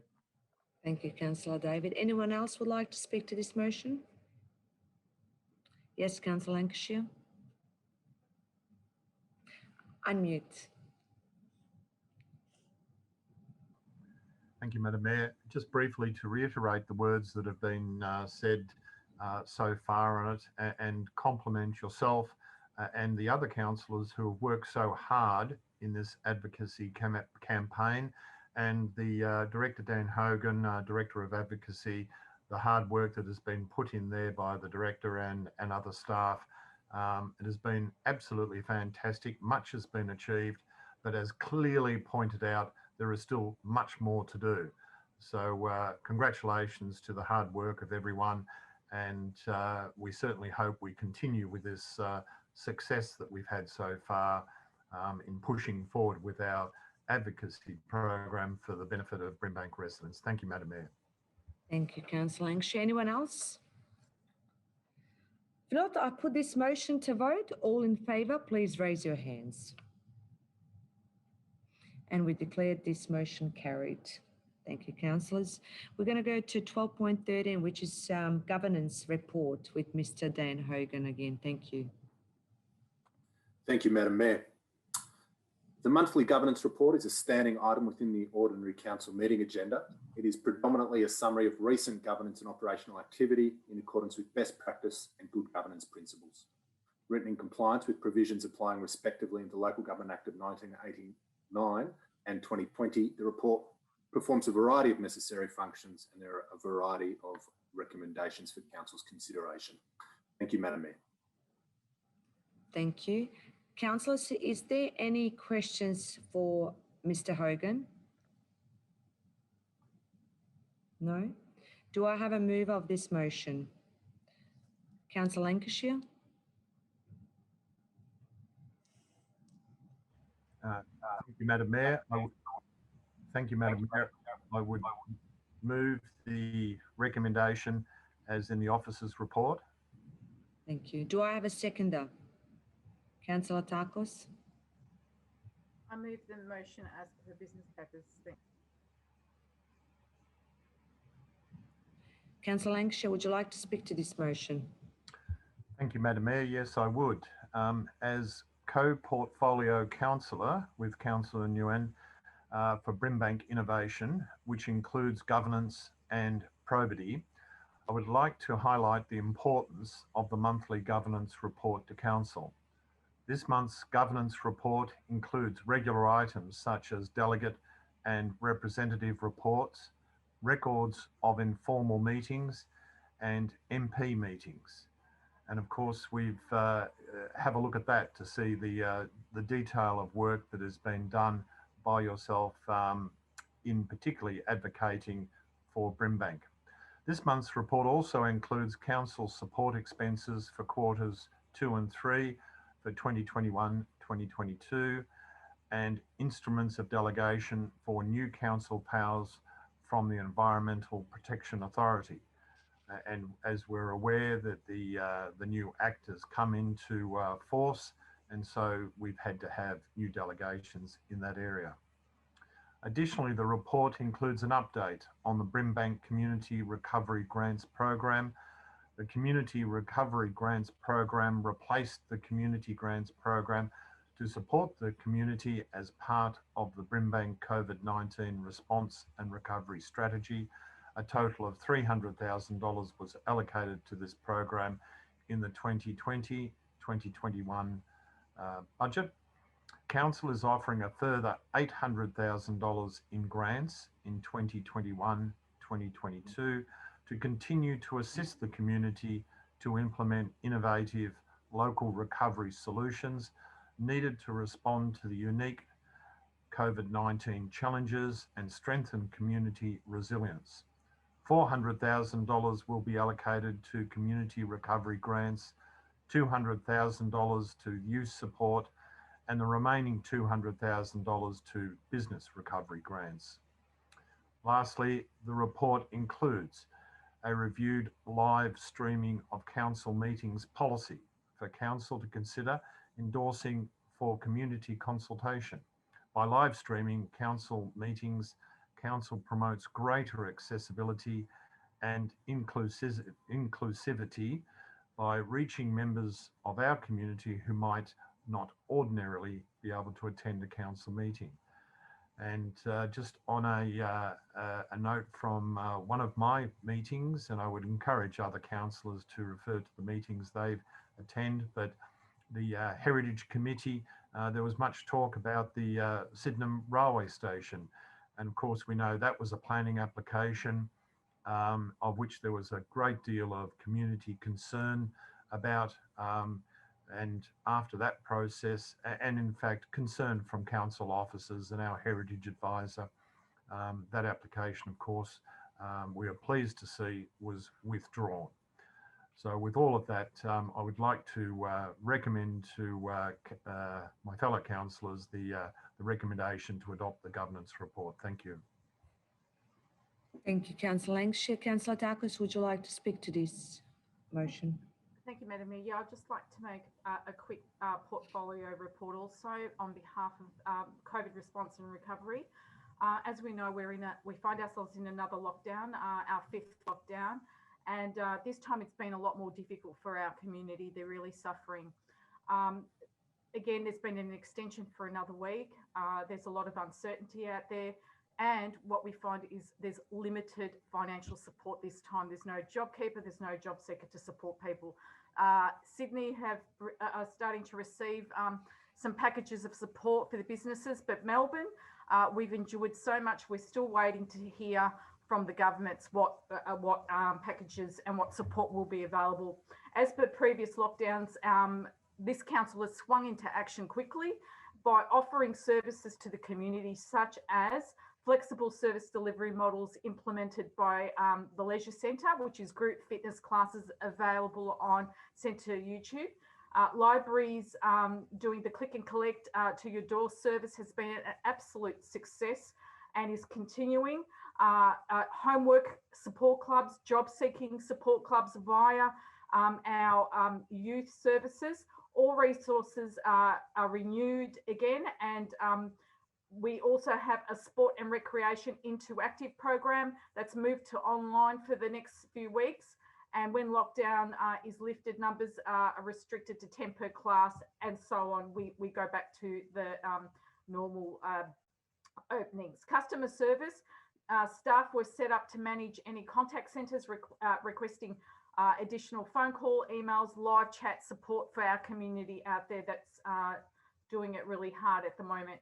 The other thing that I wanted to add is council is in the process of recruiting 3 additional COVID business support officers to assist with on-the-ground assistance to businesses. This is vital. Our local businesses are what's keeping our economy 1 minute left at the moment. Thank you.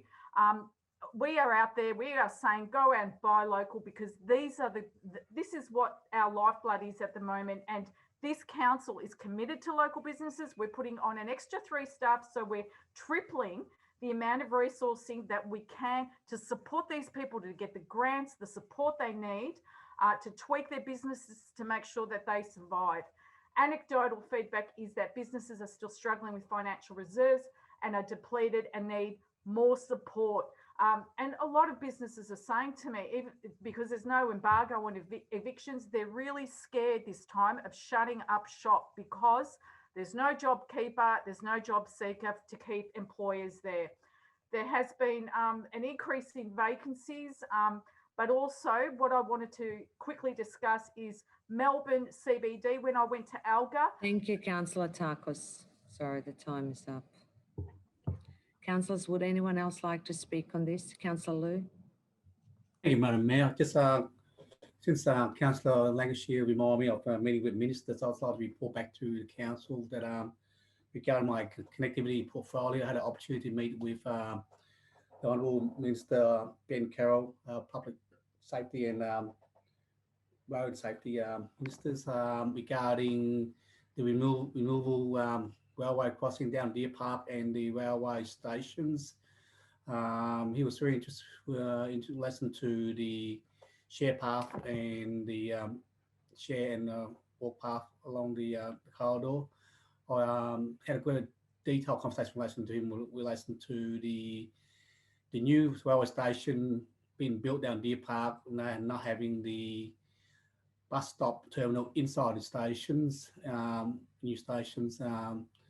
So I hope and follow up with written confirmation to his office. So hopefully he'll look into that area, listen to the bus terminal in Deer Park Railway Station and the share path along the corridor with the railway crossing removal.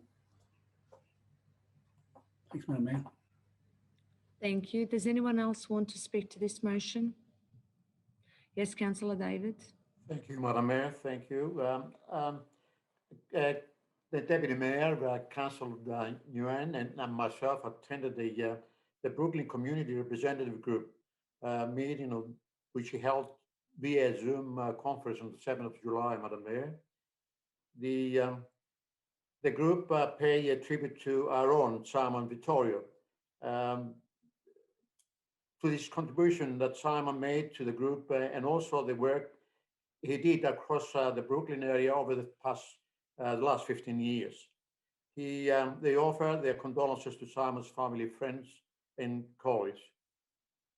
Community update, Madam Mayor, representative from the Brooklyn Residents Group updated the group on the activities undertaken by this group and also spoke the Inner West Air Quality community work, who are incorporated association and they have formed out of the Inner West Air Quality Community Reference Group. Representative from Hobsons Bay Council, Madam Mayor, an officer presented the group on the advocacy of plan that has been adopted by Hobsons Bay relating to air quality issues in the Inner West, and the view that preparing and eventually adopting the air quality action plan. Enforcement activities being undertaken in Hobsons Bay were also outlined, as well as objections lodged to the 2 planning applications in Brimbank. Well, we did that last month, if we remember, couple of applications we had before us at Geelong Road. industry update. A representative from the Brooklyn Business Precinct operating in the area advised that the group that it had a number of the businesses are working together collectively to share information about practices We've got 1 minute left, Councillor David. I finish here, way operate on their sides because they recognize that they are part of the Brooklyn community. Madam Mayor, just to finish up, I think Councillor Tuckers would like that. The air quality, this is coming, and I believe it's one of our officers was there, and he supported that altogether. So we're looking forward to see and hear more about this. Thank you. Thank you, Councillor David. Anyone else would like to thank? Yes, Councillor Nguyen. Thanks, Madam Mayor. So just say, as the co-chair of the Brimbank Youth Advisory Committee, I would love to give a shout out to the Brimbank Youth Council. So Councillor Papali and I attended the meeting the other day with the 13 Brimbank Youth Councillors, as well as Mariah Migri, the team leader for Young Communities. And it's just really great to see young people being engaged in the community. We discussed a couple of topics that they were interested in, including youth unemployment, increasing young people's physical activity during the pandemic, as well as their chosen project for the year, which is environmental sustainability. So I look forward to hearing more about their project. And we've also discussed like the win in getting the youth grants, and they have voiced their interest in being involved that as well. So yeah.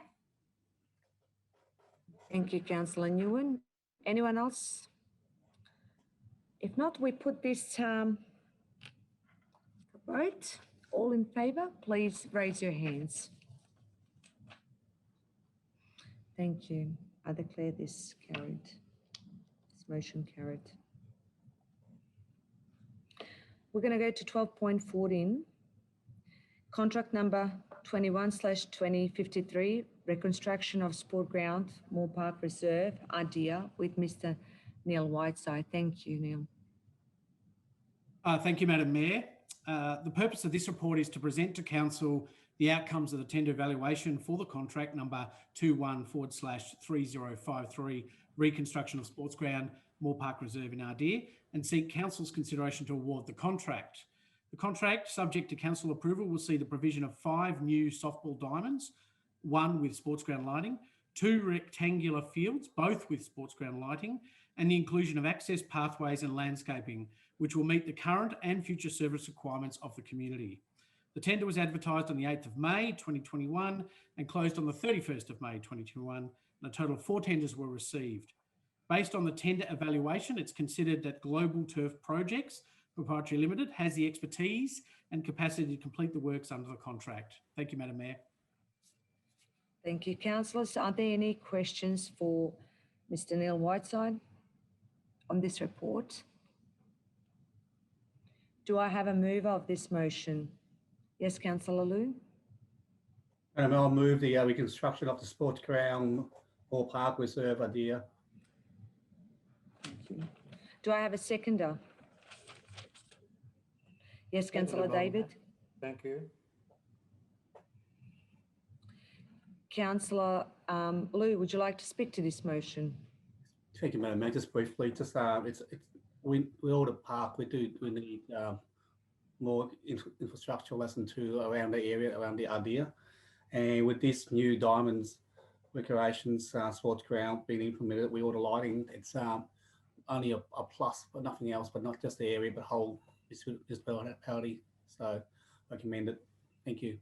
Thank you. Councillor David, would you like to speak to this motion? Just briefly, Madam Mayor, in reference to Moore Park, it was an establishment there which needed change, and indeed I welcome this report.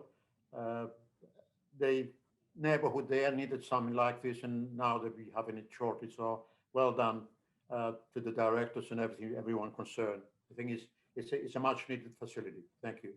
Thank you, Councillor David. Would anyone else like to speak to this report, to this motion? If not, I put this motion to vote. All in favour, please raise your hands. I declare this motion carried.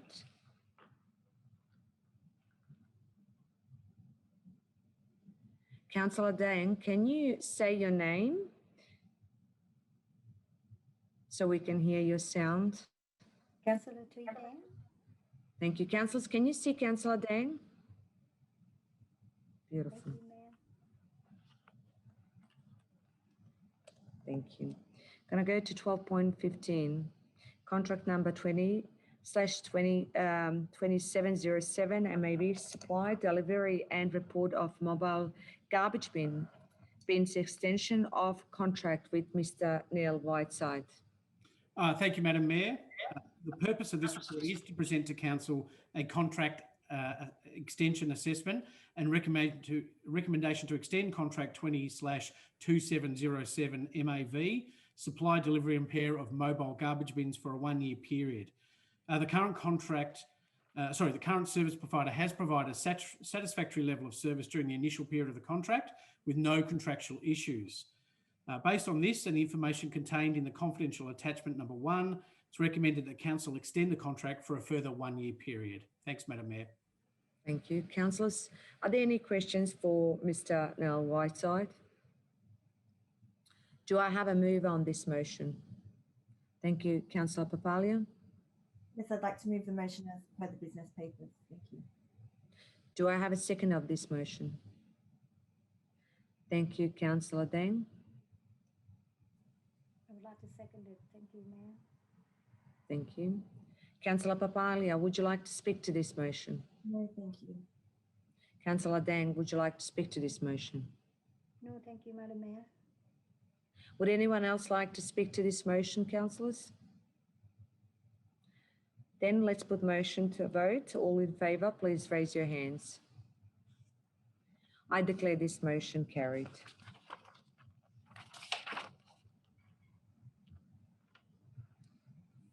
We're going to go to item 13, which is notice of motion.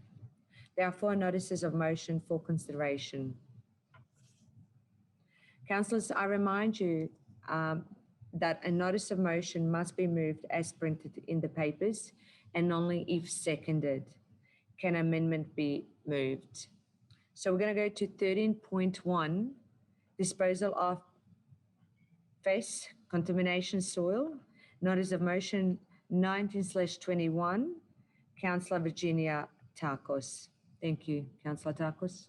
Thank you, Madam Mayor. I'd like to just move the motion as per on the screen, on the shared screen. Thank you. Thank you. Do I have a seconder for this motion? Councillor Borg? I second the motion, Madam Mayor. Thank you. Thank you, Councillor Borg. Councillor Tarkos, would you like to speak to this motion? Yes, thanks, Madam Mayor. Just you recently said that we were lucky not to get the PFAS contaminated soil in Ravenhall. Where it is going though is it appears to be going to the high quality site, which is in Bulla. And the big concern for me is that the state government is now advised that it would be using high quality as the PFAS contaminated soil for major infrastructure projects from the West Cape Dunnel project. My community in Keilor remains really concerned about the actual potential impact of PFAS contaminated soil on our environment and flow-on impacts if it leaches into the water system. As many councillors here would know, the PFAS was used on air services as well for many years, and it leached into the Maribyrnong River, which impacted the farmers in Keilor and actually devastated their farming businesses. So now what we have is 2 years of continual trucks going from the site to high quality and dumping this soil untreated into high quality. So what does this actually mean? Through this notice of motion, I wish to express my deep concern and my condemnation of the move to dump this PFAS tunnel soil, some of the most contaminated soil that comes from the Coot Island fires soil, and dumped in Bulla untreated, and the possible impact that this decision may have on our local community and waterways, such as Jackson's Creek, and ultimately Jackson's Creek runs into the Maribyrnong River, which runs through Brimbank. Instead, what I do in this notice of motion is call on the state government to investigate alternative technologies that reportedly will alleviate the need for tons of contaminated soil to be dumped in landfill, consuming precious capacity that would be better reserved for more suitable treated waste. Anecdotally, contaminated soil from the Westgate Tunnel and Metro alone would fill the MCG. Future projects such as North East Link and Suburban Rail Loop will also produce further soil requiring treatment. I recently read at Deakin University, Will Gates, who specialises in mineralogy, has questioned the wisdom of sending the rock and soil to landfill. His research shows that alternate methods exist, such as pyrolysis, rotary kiln technology, now used at the facility in Dandenong called Renex. This treatment facility safely heats the soil to 600 degrees in an industrial furnace. The process that removes PFAS chemicals and creates a product that is a viable replacement for fine aggregate in concrete, which is worldwide shortage at the moment. So through this notice of motion, I ask for your support and concern at continuing to use the Northwest as a dump site for toxic soil and other waste. But this in particular is quite dangerous because it does not break down once it's in water. And people would have seen the signs along the Maribyrnong River to not fish. Well, this is the reality. This kind of stuff, once it leaches in water, it cannot be degraded. It cannot be stopped. So I call on the state to look for a better option in how it gets rid of a lot of this soil and not just dumping it in close to our residents and waterways. Thank you. Thank you, Councillor Tarkos. Councillor Borg, would you like to speak to this motion? Yes, briefly, Madam Mayor. I would like to acknowledge the community's concerns about the actual and potential impact of PFAS contaminated soil on our environment and flow-on effects if it leaches in the water systems. And Councillor Tarkos has covered these concerns very well. As also mentioned, I think it is also important to call for an investigation of the feasibility of and development of a business case for alternate treatment and disposal methods for PFAS contaminated soil and other prescribed industrial waste closer to the source. So I highly thank Councillor Tarkos for bringing forth this motion and to take action upon it. Thank you. Thank you, Councillor Borg. Councillors, would anyone else like to speak to this motion, to Councillor Tarkos' motion? Would anyone like to speak against? All right, then we put this motion to vote. All in favour, please raise your hands. I declare this motion carried. Thank you. I'm going to go to item 13.2, gambling advertisement ban and improved understanding and regulation of product which incorporate electronics of gaming and gambling. Notice of motion 20/21, Councillor Virginia Tarkos. Thank you. Thank you. Yes, I'd like to move the motion as per shared screen again, Madam Mayor. Thank you. Do I have a seconder of this motion? Councillor Nguyen? I'd like to second the motion. Thank you. Councillor Tarkos, would you like to speak to this motion? Thank you, Madam Mayor. As we know, we've got Brimbank has the highest EGMs and pokies losses for the last 11 years. But what's apparent now is during the pandemic, when a lot of these facilities are closed, people are turning to electronic gambling and sports gambling or sports betting is absolutely going through the roof. The recent state budget revealed that wagering and sports betting losses in Victoria alone reached 1.2 billion in the second half of 2020. This represents a 44% increase on the same period than previously in 2019.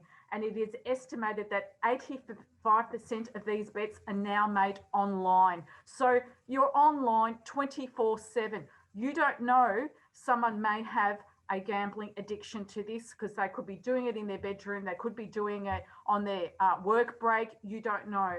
And this is what concerns a lot of families at the moment, is that a lot of these sports gambling ads are targeting young kids, normalising betting. So kids that might be starting jobs, you know, that are saving up, are thinking, well, I'll just place one bet because they push it as a win-win. You bet on a multi, but you get something back, but you don't, because you'll keep that. That's how they hook you in and they keep you addicted. And then there's always something to bet on 24/7 on these applications. So data is not available though at a local level, but it is likely that Brimbank residents have contributed a lot to these increases. Gambling advertisements are insidious.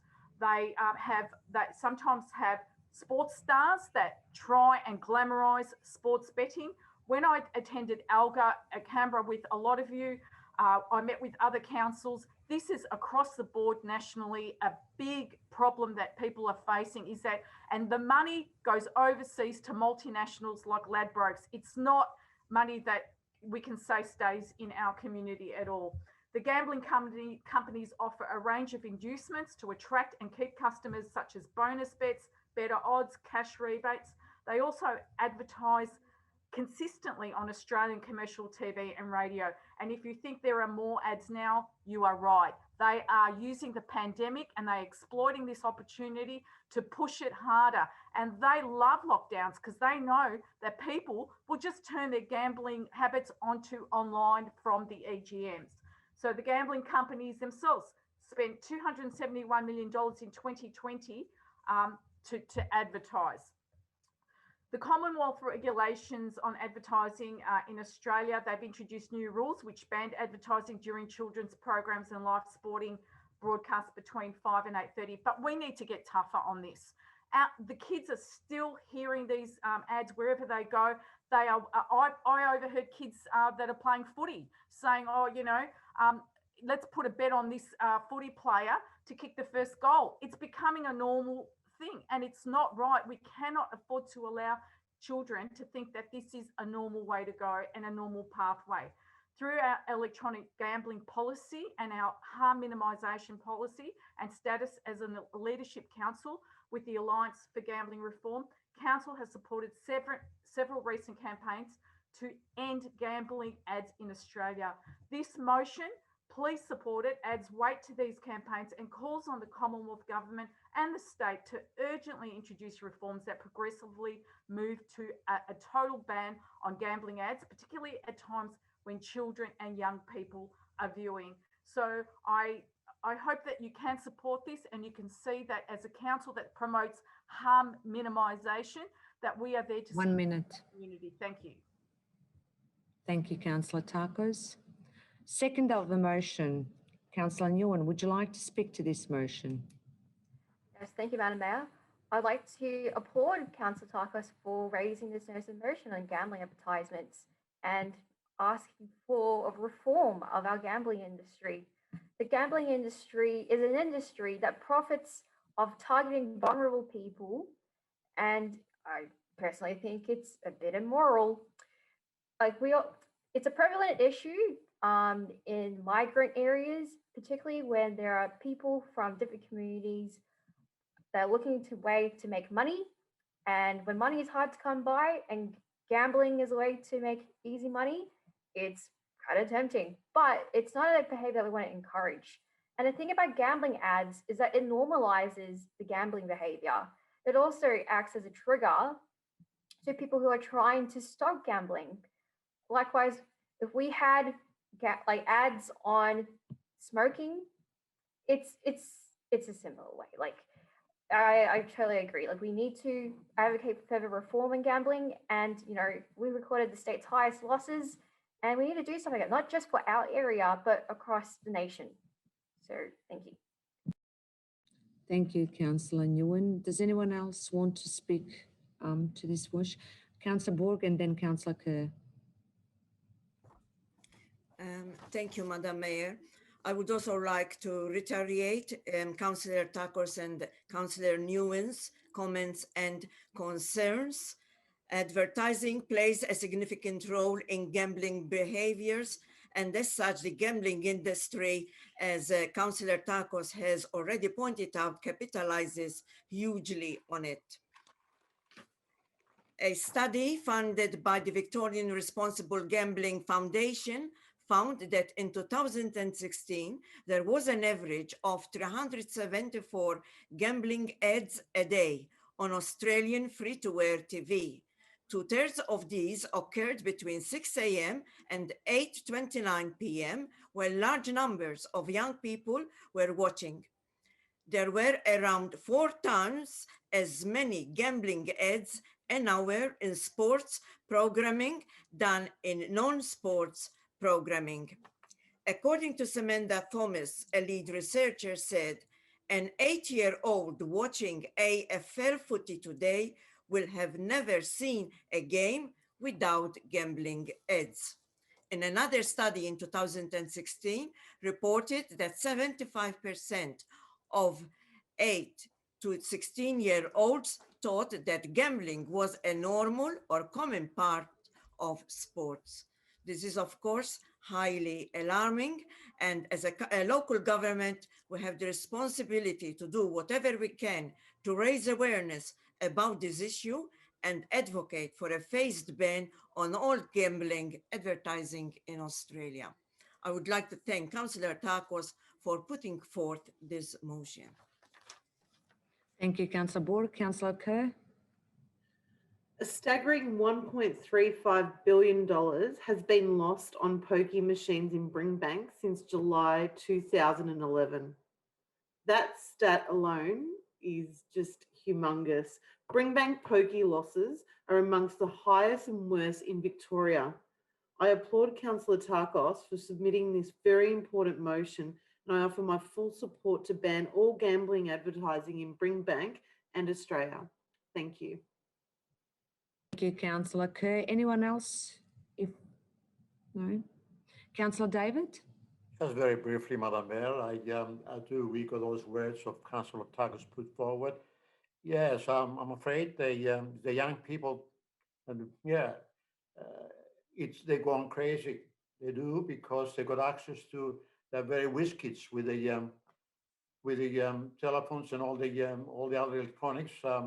They turn to gambling, and these lockdowns doesn't help much of the young people either. So the question is now, how can we stop that? This is a big question. I hope to God someone. You can't stop the. You can't stop. I don't think governments can stop the gambling entertainers and all the people that have access to that, because they pay a lot of perhaps taxes to them as well. So it's hard, but it is indeed a very, very scary type of thing before us. And I hope they've got something happens to try and educate them, or perhaps do something to help those young people. Thank you. Thank you, Councillor David. If there is no more, no, I put this motion to vote. All in favour, please raise your hands. Great. I declare this motion carried.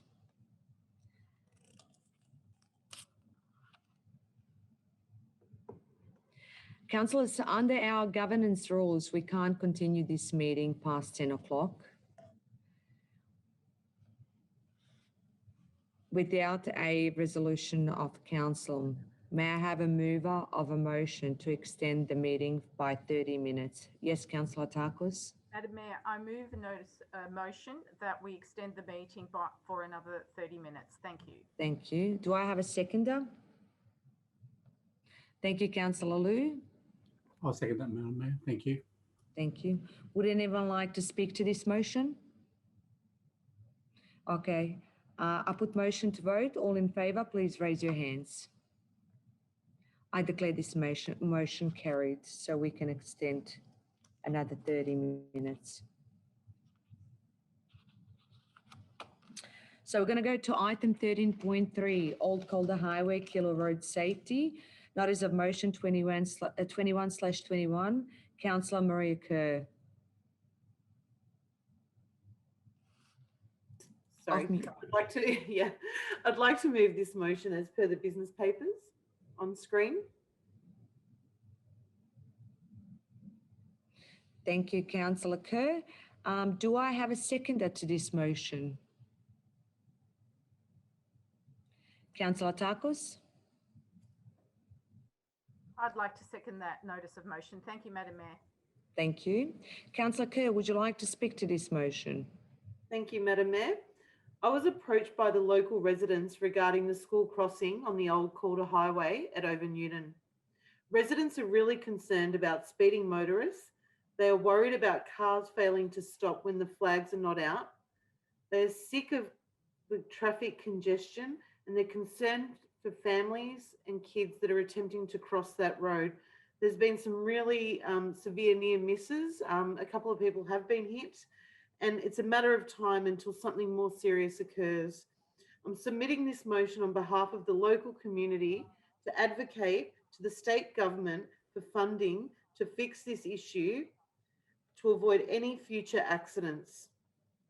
I ask the state government for funding and to take the community's concerns seriously. We need an urgent investigation into the road safety along the Old Calder Highway, an assessment of the operation of the school crossing and the possibility of a signalled pedestrian crossing. I ask my fellow councillors to support this motion on behalf of the local community that's reached out to me.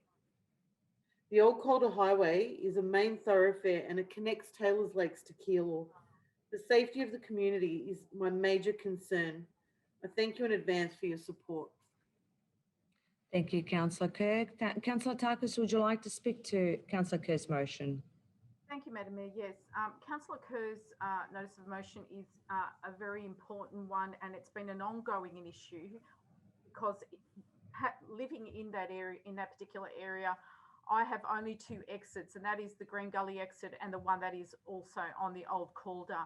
And any given day in the morning, you cannot get out. It is an absolute traffic jam, and it's got two other schools as well where people are competing on that road to try and get to the Old Calder exit to get on the freeway as well to get to work. So you've got this compounding effect, and you've got buses as well. There's buses that go through there, but you know, this issue has been raised time and time again, and it's time that there was some kind of solution provided, because it is an so many kids on that road as well walking to school, that we see you know, people just, you know, driving at speeds that you just could not imagine in the mornings along thoroughfares where it's heavily populated by kids crossing everywhere. So I applaud the community members for raising this, and for Councillor Kerr to hopefully get some support in finding out a solution to this problem. Thank you, Councillor Takos. Councillors, would anyone else like to speak to this motion?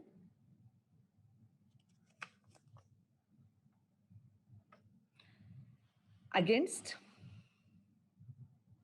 Beautiful. Can I put this motion to vote then? All in favour, please raise your hands. I declare this motion carried. We're going to go to item 13.4, Brimbank Park Access. Notice of motion 2020/2021. Councillor Virginia Takos. Thank you, Madam Mayor. I'd like to share the motion as per the shared screen. Thank you. Thank you, Councillor Takos. Do I have a seconder? Councillor Kerr?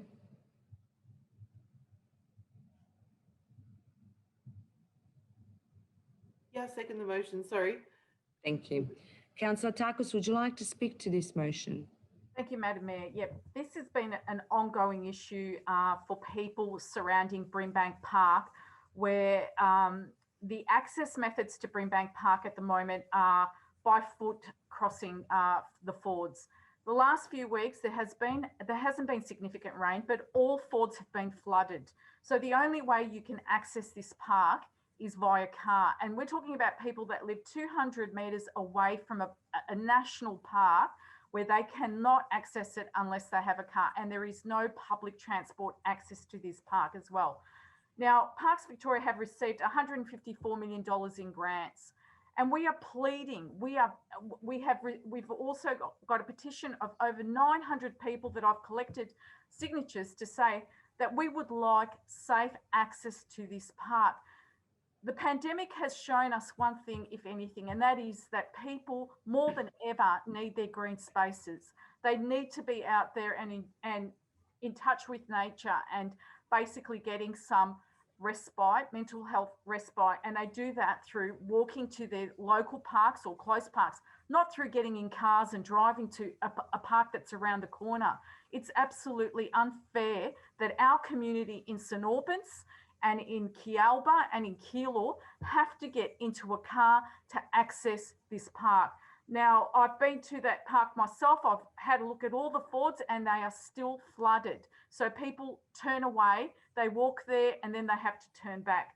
So this particular notice of motion is basically saying that there should be, that Brimbank Park and Maribyrnong River Shared User Park, when it rains, should have an accessible way to cross and not allow people to risk their lives, which they have. And there have been incidents where people have tried to cross and fallen into the river. And we've invested significant money in the delivery of Council's Creating Better Parks policy plan and the cycling and walking strategy of 2016 to ensure that all residents all over this municipality have great parks, but that they are accessible parks. This was crucial during the COVID-19 restrictions in supporting our residents and through the pandemic. So I ask that you support this notice of motion and that we all have access that's safe to our local parks. Thank you. Thank you, Councillor Takos. Councillor Kerr, would you like to speak to Councillor Takos' motion? Yes, please. Look, Brimbank Park is an institution in Keilor, and, you know, I just find it highly inconsiderate that if you don't have a car, you can't access this facility. You know, it's basically the centerpiece for Keilor, and I think at very least people should have safe access to the park. I guess during this pandemic, the thing that we've, you know, been most, you know, I guess happy about is to be able to walk to the park, get some fresh air. I go to Brimbank Park myself and it's such a great family environment, and to think that people can live 100 metres away and not be able to walk into the park, it just seems like insanity to me. So I fully support this motion. I thanks for Virginia Takos for bringing it for the people of Keilor, St Albans and Kialba. Beautiful. Thank you, Councillor Kerr. Councillors, would anyone else like to speak to Councillor Takos' motion? Against? All right, then I'll put this motion to vote. All in favour, please raise your hands. I declare this motion carried. I'm going to go to item 14, notice of motion rescission. There are no rescission motions. I'm going to go to item 15, urgent businesses. Can I ask CEO, is there any urgent businesses tonight? No, Madam Mayor, there's no urgent business. Thank you. Thank you, Mr. CEO. I'm going to go to item 16, confidential businesses. There is one item of confidential businesses for tonight.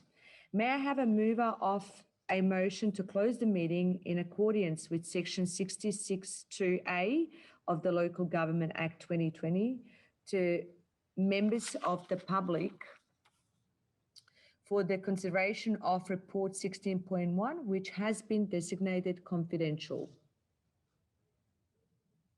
Can I have a mover? Yes, Madam Mayor. Councillor Papalia? Yes, I'd like to move the motion to mark these items confidential. Thank you. Can I have a seconder? Councillor Takos? I move that also this item become confidential and in camera. Thank you. Thank you. Councillors, would anyone like to comment or on this item? Or thank you. I put this item to vote. All in favour, please raise your hands. I declare this item carried, so we are going into camera.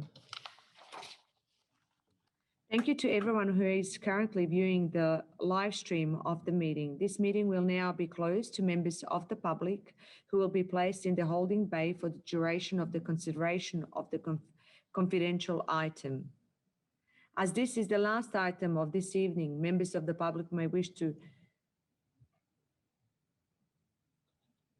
cease viewing, in which case I would like to thank the public for their interest in tonight's meeting. We will reopen the meeting to the public after this item are considered by Council. This meeting is now closed to the members of the public at 10:05. Thank you again for your patience. I declare this meeting reopen at 10:39. Council has considered the confidential item and resolved they will remain confidential at this stage. Thank you all for attending and for your interest in tonight's meeting. I declare this meeting closed at 10:39. I struck host to stop recording of this meeting.